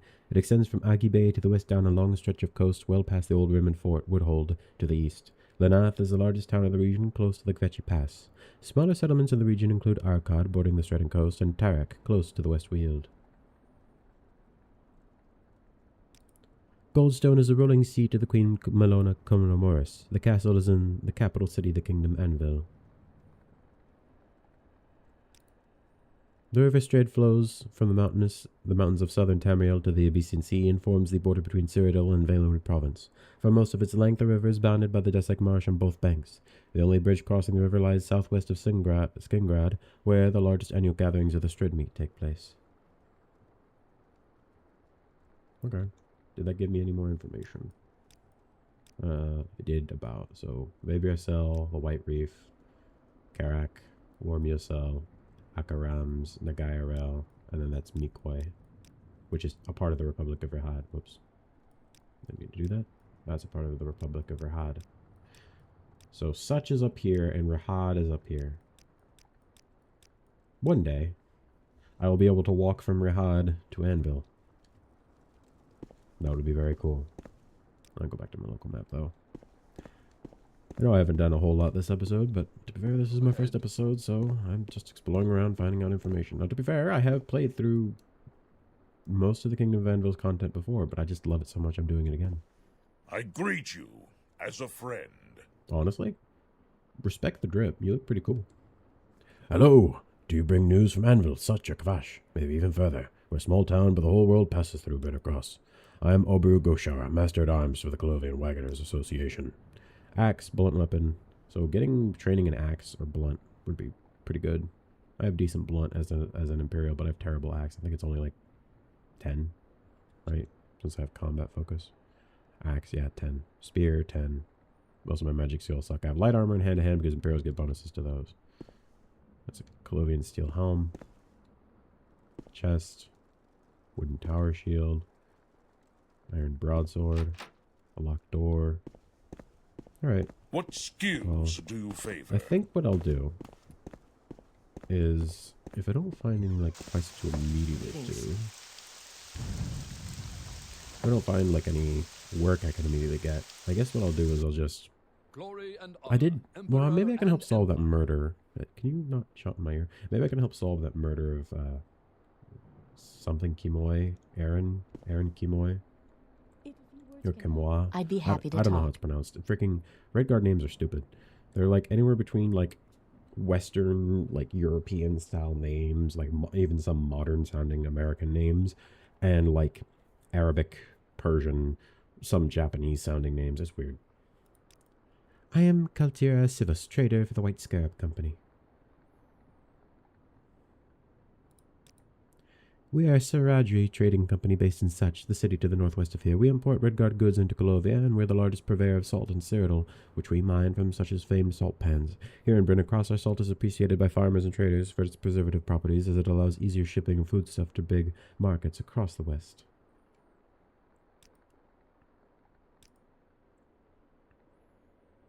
Scythe. These are spears. I like how you can literally just use these. There's iron lamellar. Not anything I particularly need, but some interesting stuff to look at. I love the clothing. I remember these. The clothing goat hide looks so cool. Abyssian rum, cool. Bogru. A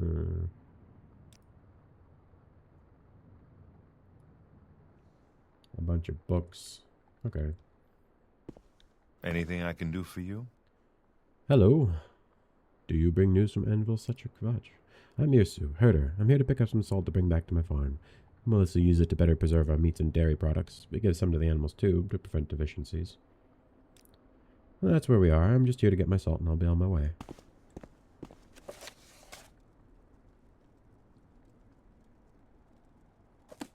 I currently have a quest related to... I've got a few minutes if you need something.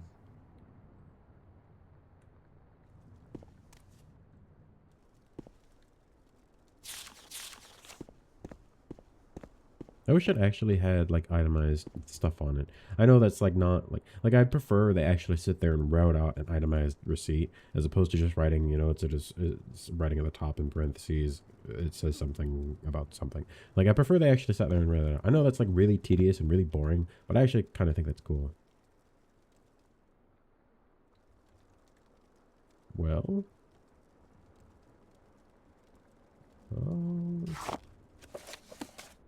I'm not gonna... Strange. Not grab that.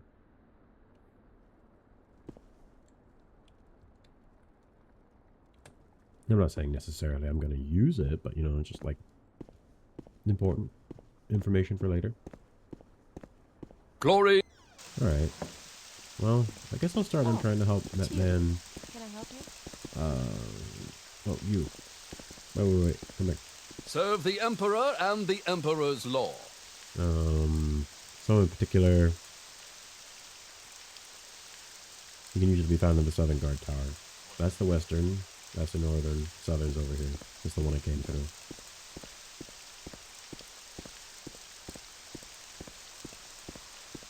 This is the Mages Guild, which I don't want to join, because I feel like it's kind of lame, because like my character's not really a mage. Like I use some magic, but literally it's just bare minimum. I might join just to like so I can maybe get access to some more spells or something. But like, I don't know. Greetings. It would feel lame to be a mage when my character has like nothing to do with magic. I should, however, make a spell to train my magic, my alteration. It's just like one point of like, I don't know. A visitor. Water walking. What may or I do something. for you? Siege of Kvatch. Glory and Tombs of the honor, West. Emperor and Empire. Excuse me, I am busy with an investigation right now. As you might have heard, Aran Kimoy has been murdered in his manor. Is there something you need? Do you expect me to share details of an ongoing investigation to anyone coming through that door? Do you need any help? I do, thanks for asking. I was just thin even before this murder case fell into my lap. Marshal Thelius' authority extends to most of the Kingdom of Anvil's territory, and we're woefully underfunded. If you're not dealing with piracy, good luck getting any kind of fresh manpower from Goldstone. We're probably breaking half a dozen regulations here, but screw it, you're hired. Splendid. We're not exactly playing by the rules here, so I'm counting on your discretion. Here, this will get you past the guard to continue to investigate the crime scene.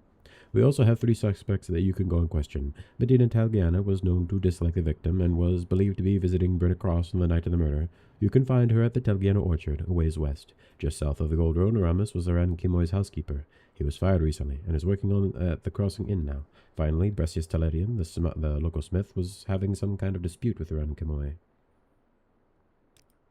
I don't spread rumors. I investigate them. As Marshal of the Crossroads, he's the top-ranking noble here in Brunacross. I answer to him, and he answers to the Queen of Enville. Okay. I guess I'll investigate. I guess I'll first head to, what do you call it? I guess I'll first head to, Aren's house, which I'm pretty sure is this one. Don't believe it. This one, right? I've got a few minutes if you need something. Yeah. So, Aaron Kimoy? Or Kimoy? Kimoy? Maybe it's Aaron Kimoy. Let's hear it. This area is off limits until the investigation into Aaron's death is over. I have an authorization signed by Nerelia Saludos to enter the room. I'm working on the case. You've gotten a letter from the captain? Let me see that. Very well, you may enter. Well, thank you, sir.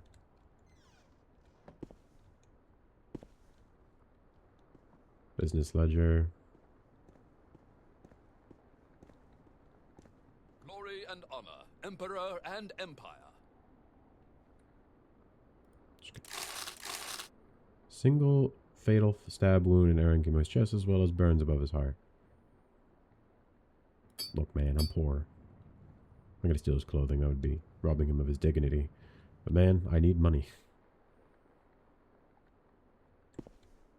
Father the Nibbin. Expensive ring. Expensive shirt. Another expensive shirt. Cloth.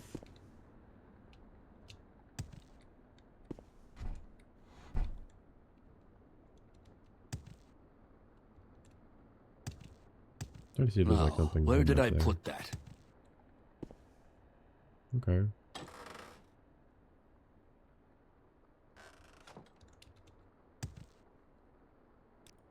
You're the one helping us investigate his death. I hope you find something soon. Standing guard in the dead man's home is making me uneasy. Spare me the details, please. Go report to the captain if you think it's important. Okay. I'll go tell him.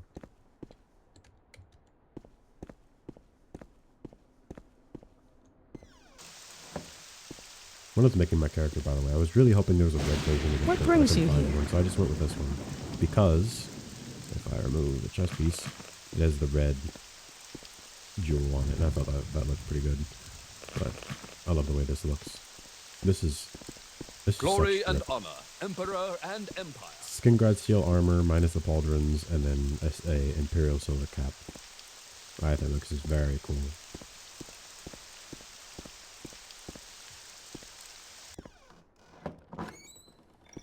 Nope, I don't know what that was. I think it was that banner. Have you here to report your progress in the Aaron Kimoy case? I went to the crime scene and I noticed the victim's skin was badly burned around the fatal wound. Yes, I've seen that as well. Aaron's wound is very strange. Are you done interrogating the suspects yet? Who are the suspects? Medina Talgiana, Ramos, Aaron's former servant, and Brescia Teledian. Ramos now works at the Crossing Inn, and Brescia is the town smith. Medina lives in her manor, overlooking the Talgiana orchard on the road to Enville. Ramos at the Crossing Inn. Who's Brescia's Teledian? Is the town smith. Right. Alright, well, two of those are right next to each other, so I'll go to the smithy and to the Crossing Inn, and then next I'll go to Talviana Orchard. My idea is, I'm going to make enough running around here until I can hire a mercenary, and then I'm going to take that mercenary, we're to go to the old fort, loot it, get a bunch of stuff, make some more money, use that to make more money. You know, basically an infinite loop. Welcome, mercenary. Aaron tried to purchase the store for me on multiple occasions, but I didn't want to sell. Since then, my suppliers and such have refused to deliver me to me. I have no doubt that this was Aaron's doing. The man was well connected and such. I ended up working out an arrangement with new suppliers and Kavat, so no lasting harm was done. Where were you the night of the murder? I was working here until late that night. Then I went to sleep. Feel free to ask Gris, my apprentice. She works here as well. It's you. Can I help you? Good to see you, Gaius Valerius. I hope I see you well. Oh, I get it. He visited the store a couple of times. I overheard him speaking with Brescius once. He wanted to purchase the store, but Brescius wouldn't sell. Kimoy was furious and stormed out of here. I'm going to pronounce it as Kimoy. I'm sure that's probably not how it's pronounced, but Aaron Kimoy. Where were you the night of the murder? I worked late and slept at the shop on a bedroll right here. I don't live in Brunacross, and I prefer to sleep here rather than walk home late at night. Brescius didn't leave the shop either. Okay. I wonder if this man's seeing anything standing in the middle of the street. Nope.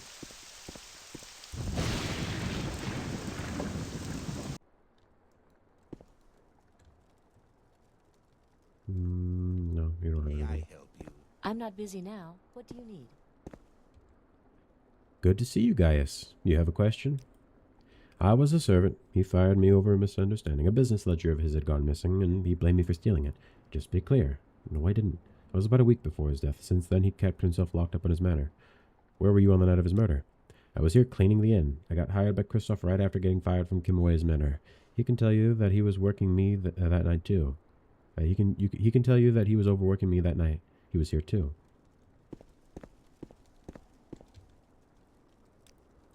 Ramus was working here on the night of Aaron's death. Well, he was slacking, but he was here. Okay. I already told you what I saw. I know. Speak to Christoph if you need to know. Okay.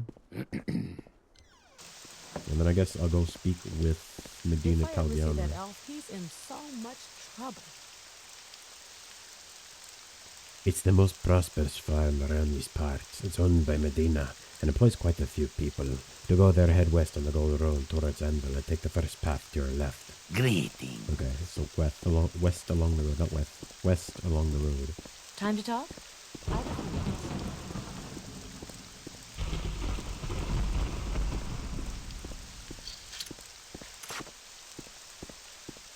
Alright. Not exactly the weather I'd probably want to be going out in a full suit of metal armor, but, you know, what's a man gonna do? I do love the way the Gold Coast looks. And I'm so excited for that. Like, honestly, I know everyone's like, ooh, Tamara Belt, or ooh, Skyrim Home. Don't get me wrong. I'm excited for Tamara Belt, Skyrim Home of the Nords. I'm excited for the releases coming from High Rock and Hammerfell that are supposedly going to be coming out in like the next few years. And by few years, I mean anywhere between 3 and 5 years. I'm excited about those two. But honestly, I'm most excited for anything that comes out from Cyrano. Like, Nords are probably my favorite race in terms of lore, but Imperials are becoming my favorite race in terms of actually playing them. I don't know why. They shouldn't be. They're not the most interesting. They're not, like, super magically gifted. They're not super combat gifted. They're not particularly gifted in stealth. But the mix of, like, combat stealth is what I like. So, like, they get bonuses to Longblade, which is probably one of the better weapons. Probably the best weapon skill in this game. But they also have the best. They have bonuses to the literally best skill in this game. Mercantile. Like, I think the only way my mercantile skill would be higher is if I had a stealth focus. It would be like 45 or 50 or something. Because I'm pretty sure Imperials can inherit like 10 to 15 bonus to those two skills, whereas most other races don't get a bonus to either of them. Speechcraft isn't as useful, but mercantile is insanely useful. I don't know why I walked into the shed. I also love the way the cows look in this game. I think this one's stuck though. Big old balls. Go ahead, stranger. Welcome to the Felicius farm in the heart of Colovia's most fertile breadbasket. Are you looking for Brennicross? You're really close. Just go back to the Gold Road and head northeast. I was born and raised here on the Stratton coast and spent most of my life in Brennicross, working the surrounding fields and orchards, until the gracious Antonius Medoricus offered to finance a farm of my very own. That is, it wasn't long before we moved out of town and established Felicius farm. Daedra worship is perfectly legal in Serla, though it is more popular in the Nibene than in Colovia. Usually the Daedra cults offer specific services and rites that other faiths can't, or won't offer. The Empire tolerates them as they have historic precedent and offer a pressure valve for some unseemly impulses in the population. Okay. Do you want something from me? You guys just sleep on bedrolls on a stone floor. How long ago? I mean, maybe they didn't build this that long ago. Welcome to Felicius Farm in the heart of Colovia's most fertile breadbasket. Are you looking for Brennicross? I met my husband Bassius out in Brennicross. I had been working as a maid for Thelius there. It wasn't but a year after that wedding that we had left town for a quiet life of farming. It might be a bit dull for me, but as long as Bassius is happy, so am I. Apparently, one of the merchants in Brennicross was found dead recently. Aaron Kimaway is his name. I've never met him, but back when I was working for Thelius, I overheard talk of him being involved in some shady dealings. Cyrodiil has seen many wars, and the land is littered with remnants of past conflicts. Take the old Roman forts you see in the hinterlands, for example.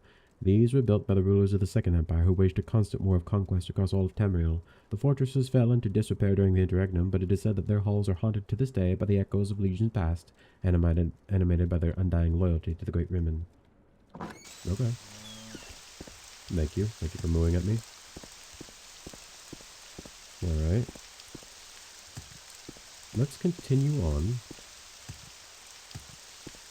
to Talgiana Orchard. I learned that Aaron Kimoi was into some shady business stuff, so important to look out for it.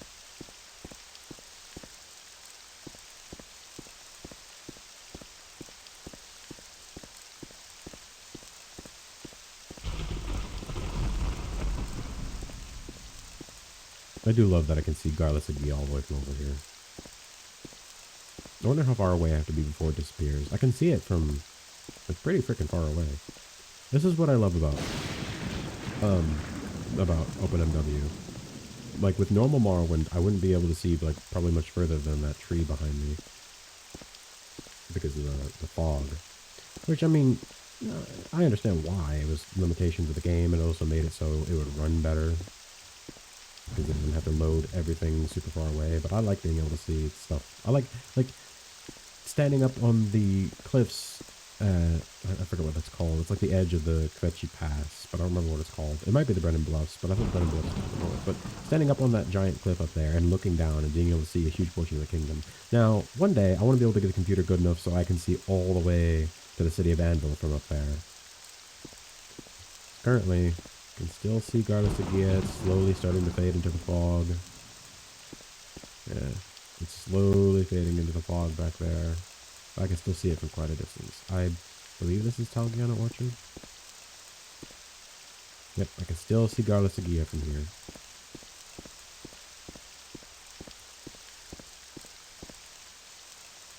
Oh, there's a man over here. Hello, mercenary. You're at the Talgiana Orchard. Medina Talgiana is in the manor if you're looking for her. It's one of the biggest farmsteads in the kingdom. We mainly grow olives and apples here, but we plant some other crops as well. This is the estate proper, but Medina Talgiana also owns much of the nearby land on both sides of the road. I am Chorus Navius, a commoner. Verbal assault, pickpocketing, and trespassing are minor crimes. Verbal assault are punished by fines or labor. Theft and foul murder are felonies. Theft is punishable by fines and compensation proportional to the value of the property stolen, or by punitive labor. Foul murder is punished by fines and compensation of at least 1,000 drakes, or by punitive labor. One of the herders said that he's seen goblins skulking about close to the estate when he took the cows to graze southeast of here. Okay. Happy to Important help. information. What's your Southeast problem? of here.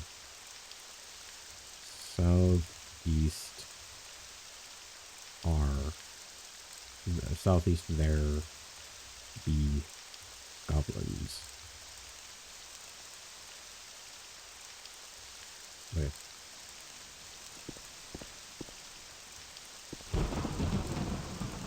That's just a barn. I wish you could get a horse in this game. I know there are mods to do it, but I don't have those mods, so. Hello, mercenary. Alien ruins, remnants of the Elven Empire that predated the rule of the Imperials, can be found all over Cyrodiil. They are very pretty and filled with treasures, but most are also guarded by Daedra and worse things. Happy to help. What's your problem?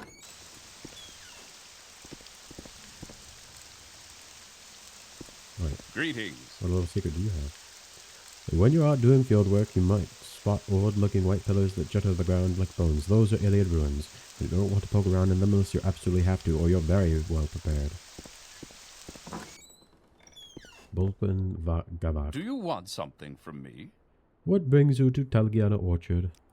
My name is Vulpin Gavak. I suppose you could say that I'm the overseer here at Talgiana Orchard. Fortunately for me, Medina pays her workers well, so they usually do their job diligently, even without supervision. Buy from merchants and traders who like you. You get better prices. Members of your own faction usually like you the best. Okay.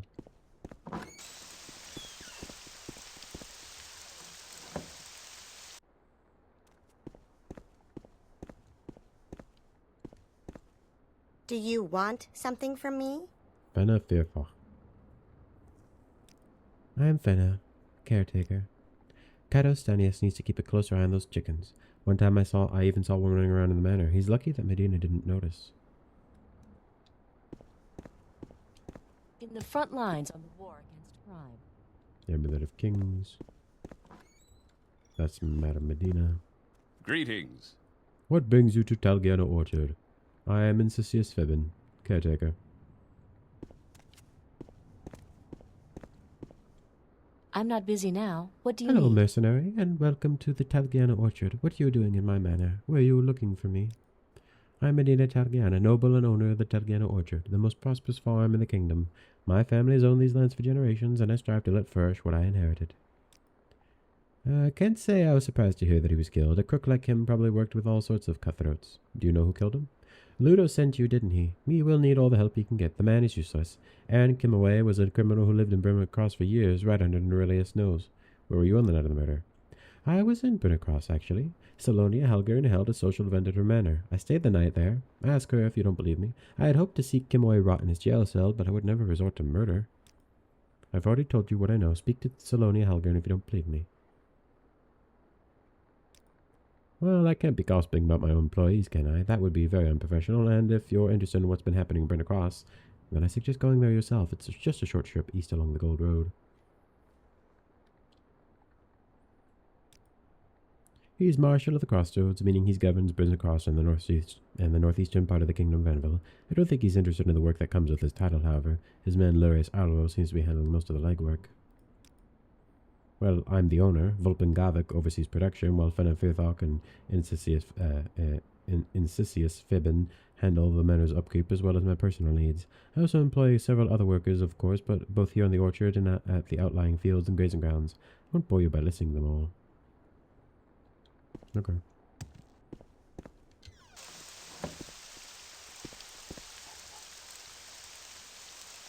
Okay, so yeah, it's labeled here. Perfect. I see by your outfit, Gaius, that your affairs have prospered. How can I help you? Caro Stanius, I tend the chicken here at the Talgiano Orchard. Well, they mostly tend to themselves, truth be told.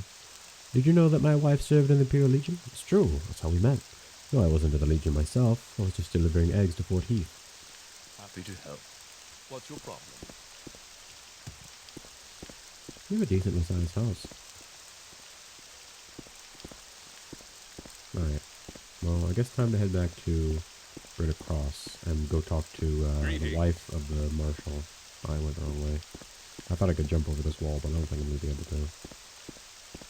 Well, I guess technically I could. I have a spell that should allow me to do it, but, you know. Alright. Well, let's head back. I also forgot to go make a alteration training spell, which I should have done. I'm dumb. I forgot.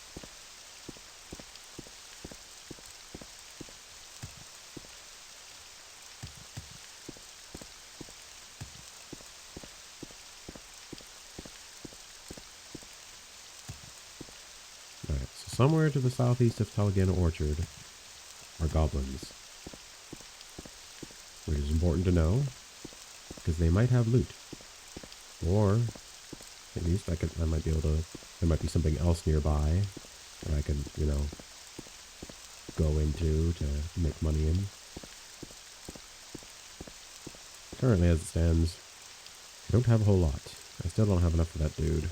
I want to sell this ring. I forgot to do that as well.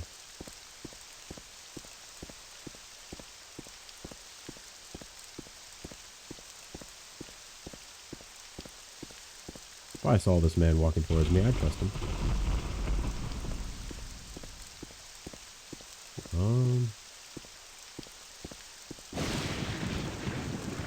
Alright, well, let's just keep going.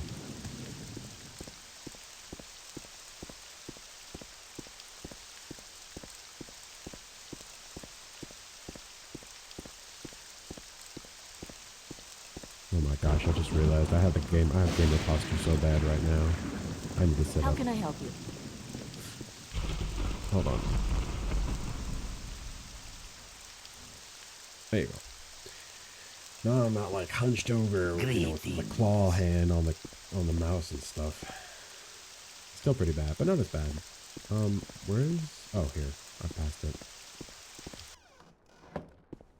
Let's go In the speak front to lines on the Salonia. war against crime.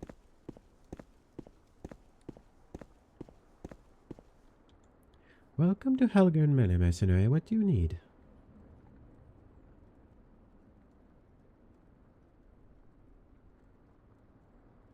Erin Kimaway. Medita stayed with us on the night of Erin Kimaway's death. She did talk to my husband at one point to try and have Kimaway arrested. I'm sure she wasn't involved in his death, though. She was here all night. Time to talk? Well, freaking everyone was at work or doing something all night, so like I need more In the information. front from you. lines on the war against crime. Are you working with Captain Aurelius Ludos on this investigation? I'm not sure he's supposed to be hiring private investigators like that without conferring with me. Ah, it doesn't matter. The man does what he can. To be frank, I'm afraid I can't give you any information about Erin Kimaway as of now. Matters of the state and all that. I'm sure I understand, but do keep me informed about your findings. Our 3 upstanding citizens are free from suspicion, then. That's great news. Be sure to visit me if you find anything new. I really don't need to know every detail, mercenary. Maybe I'll talk to you. Greetings. No? Okay, well, let's get back to the boss. This gate over here.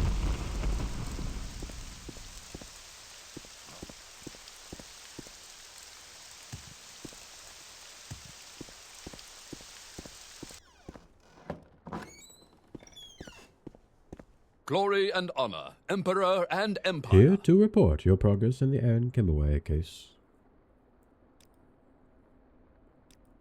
Interesting, but for now, focus your attention on the 3 suspects we have in Erin Kimaway's murder. Did you talk to them already? I did.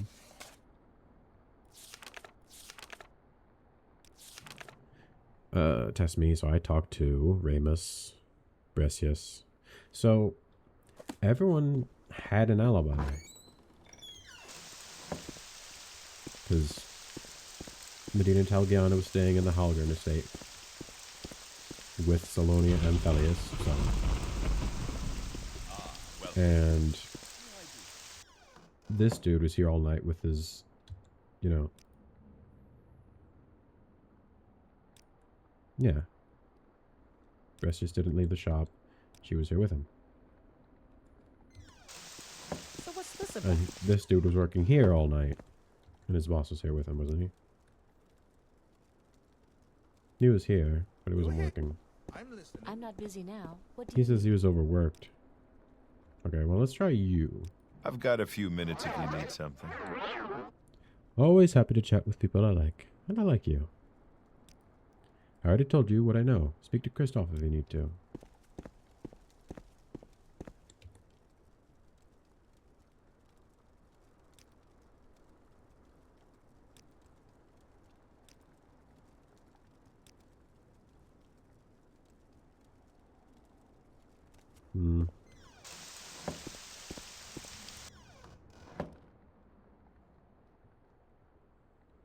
Well, who Happy the to heck am I help. supposed to talk What's to? your problem? Oh, I guess I should have. Let me go back before I use that. I've got a few minutes if you need if I don't have something. to. 4. I guess I should have How can I help recorded you? first. I thought I did. I guess you wanted me to talk to him again about the same topic, or maybe a different topic. Because I talked to all 3 of them, and all of them have like an alibi. So, I mean, the only one that wasn't actively doing something or wasn't actively talking to someone was Ramus, but he was still at the inn, so like that doesn't really do anything.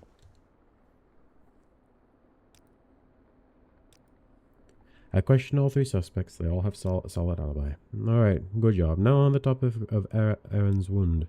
Yes, a clean, deep stab in the heart with charred flesh around the wound. A gentle weapon. If I were to guess, maybe you could go back to our smith Bressius. If anyone knows who owns such a weapon and burn across, it'd be him.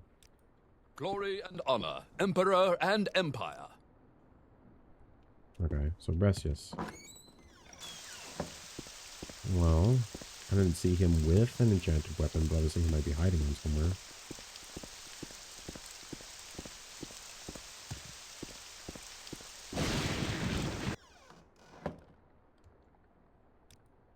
A stab wound surrounded by burnt skin. Yes, that's typically what would happen if you stab someone with a short blade enchanted with a fire spell. Do you know anyone who owns such a weapon? If they do, they don't come to me for repairs. However, I did work on a sword like that, shortly before Aaron's murder in Argonian Adventure.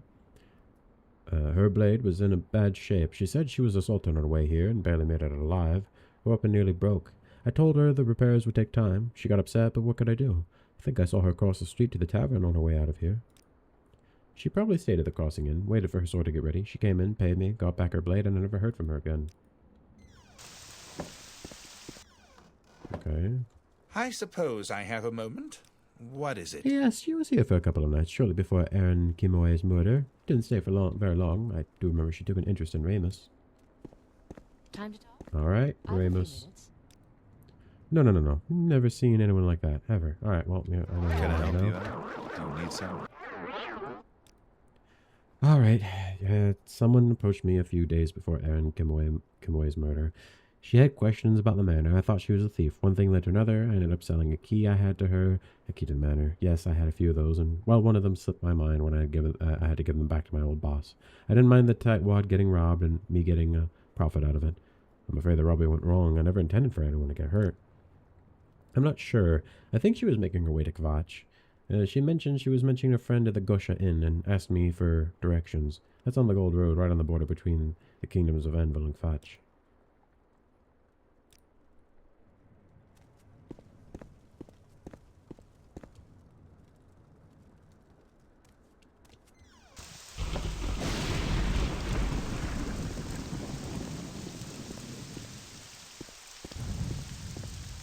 Right.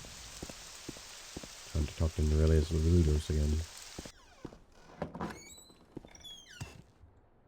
Here to report your progress in the Aaron Kimoe case. I was right, wasn't I? About the enchanted weapon. Intuition, Gaius Valerius, that's how you make it to captain. My great aunt's acquaintances with Salonia Helgen, the second cousin to her. Sure, but I digress. What did you say about the Argonian adventure? Damn it, if that assassin got to Kvatch, I'm going to drown in paperwork before we get a chance to catch her there. Maybe she left something at the Gosha Inn. She might even still be there. If the divine smiles on us for a change, go there as quickly as you can, and bring back any clues you can find. Ramus, who works at the Crossing Inn, sold the key to the Kimoe manor to the assassin. The fool! I should have him arrested for that ledger business. Why is everyone in this town conspiring to make my job harder? I'll take care of him. You go to the Gosha Inn now. Any time now.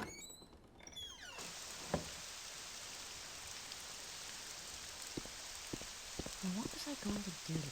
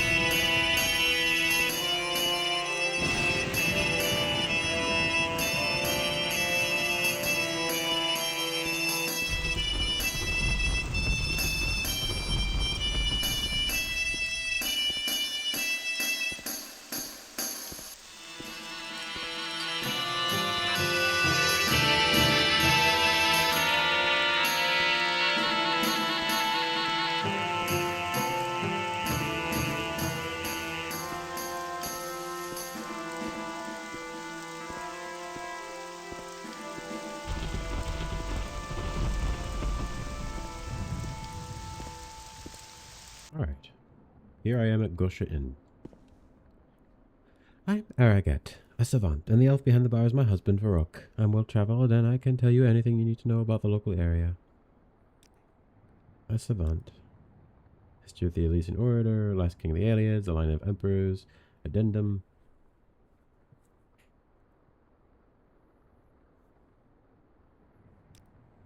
The Imperial Archaeological Society sent an expedition to the Aelid ruins of Gaius, southwest of here.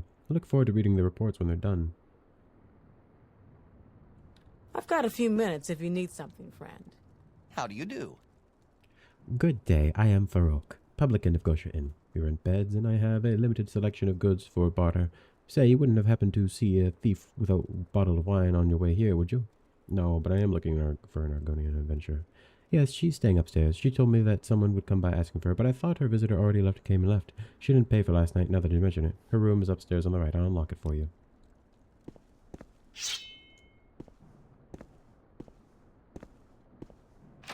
Yes?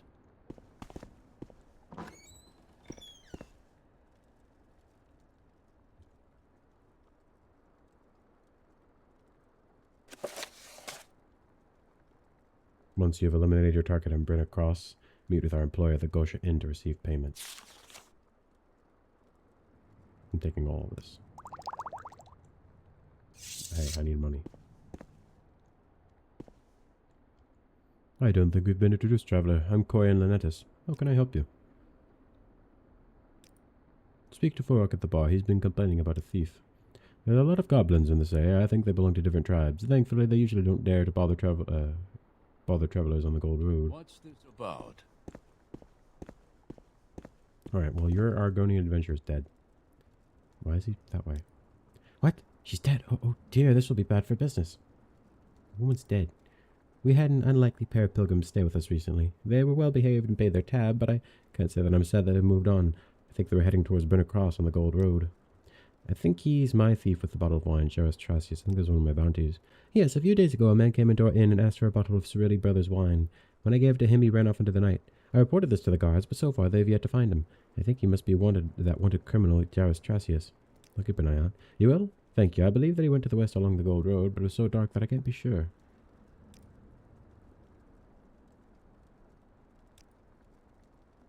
I'm listening. So the woman How was can dead. I help you? So I've traveled from here to Brenner Cross and back. Technically, I haven't even traveled all the way over here. So I've traveled quite a distance. Quite a huge distance.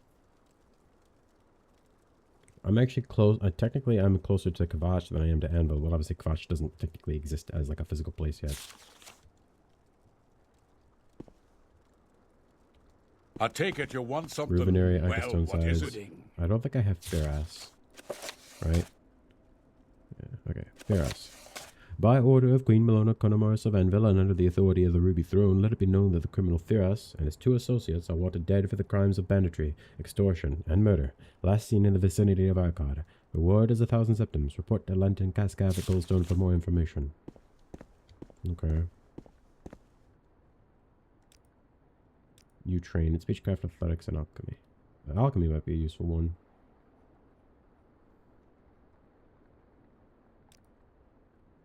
I already knew that. Alright. Well. You know what?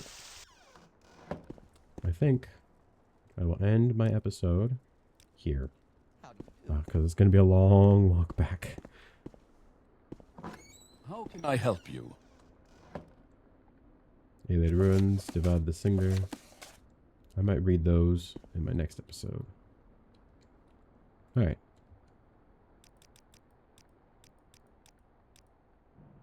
$10 would put me at 7. I want to be then. Alright, I guess I will end my episode here.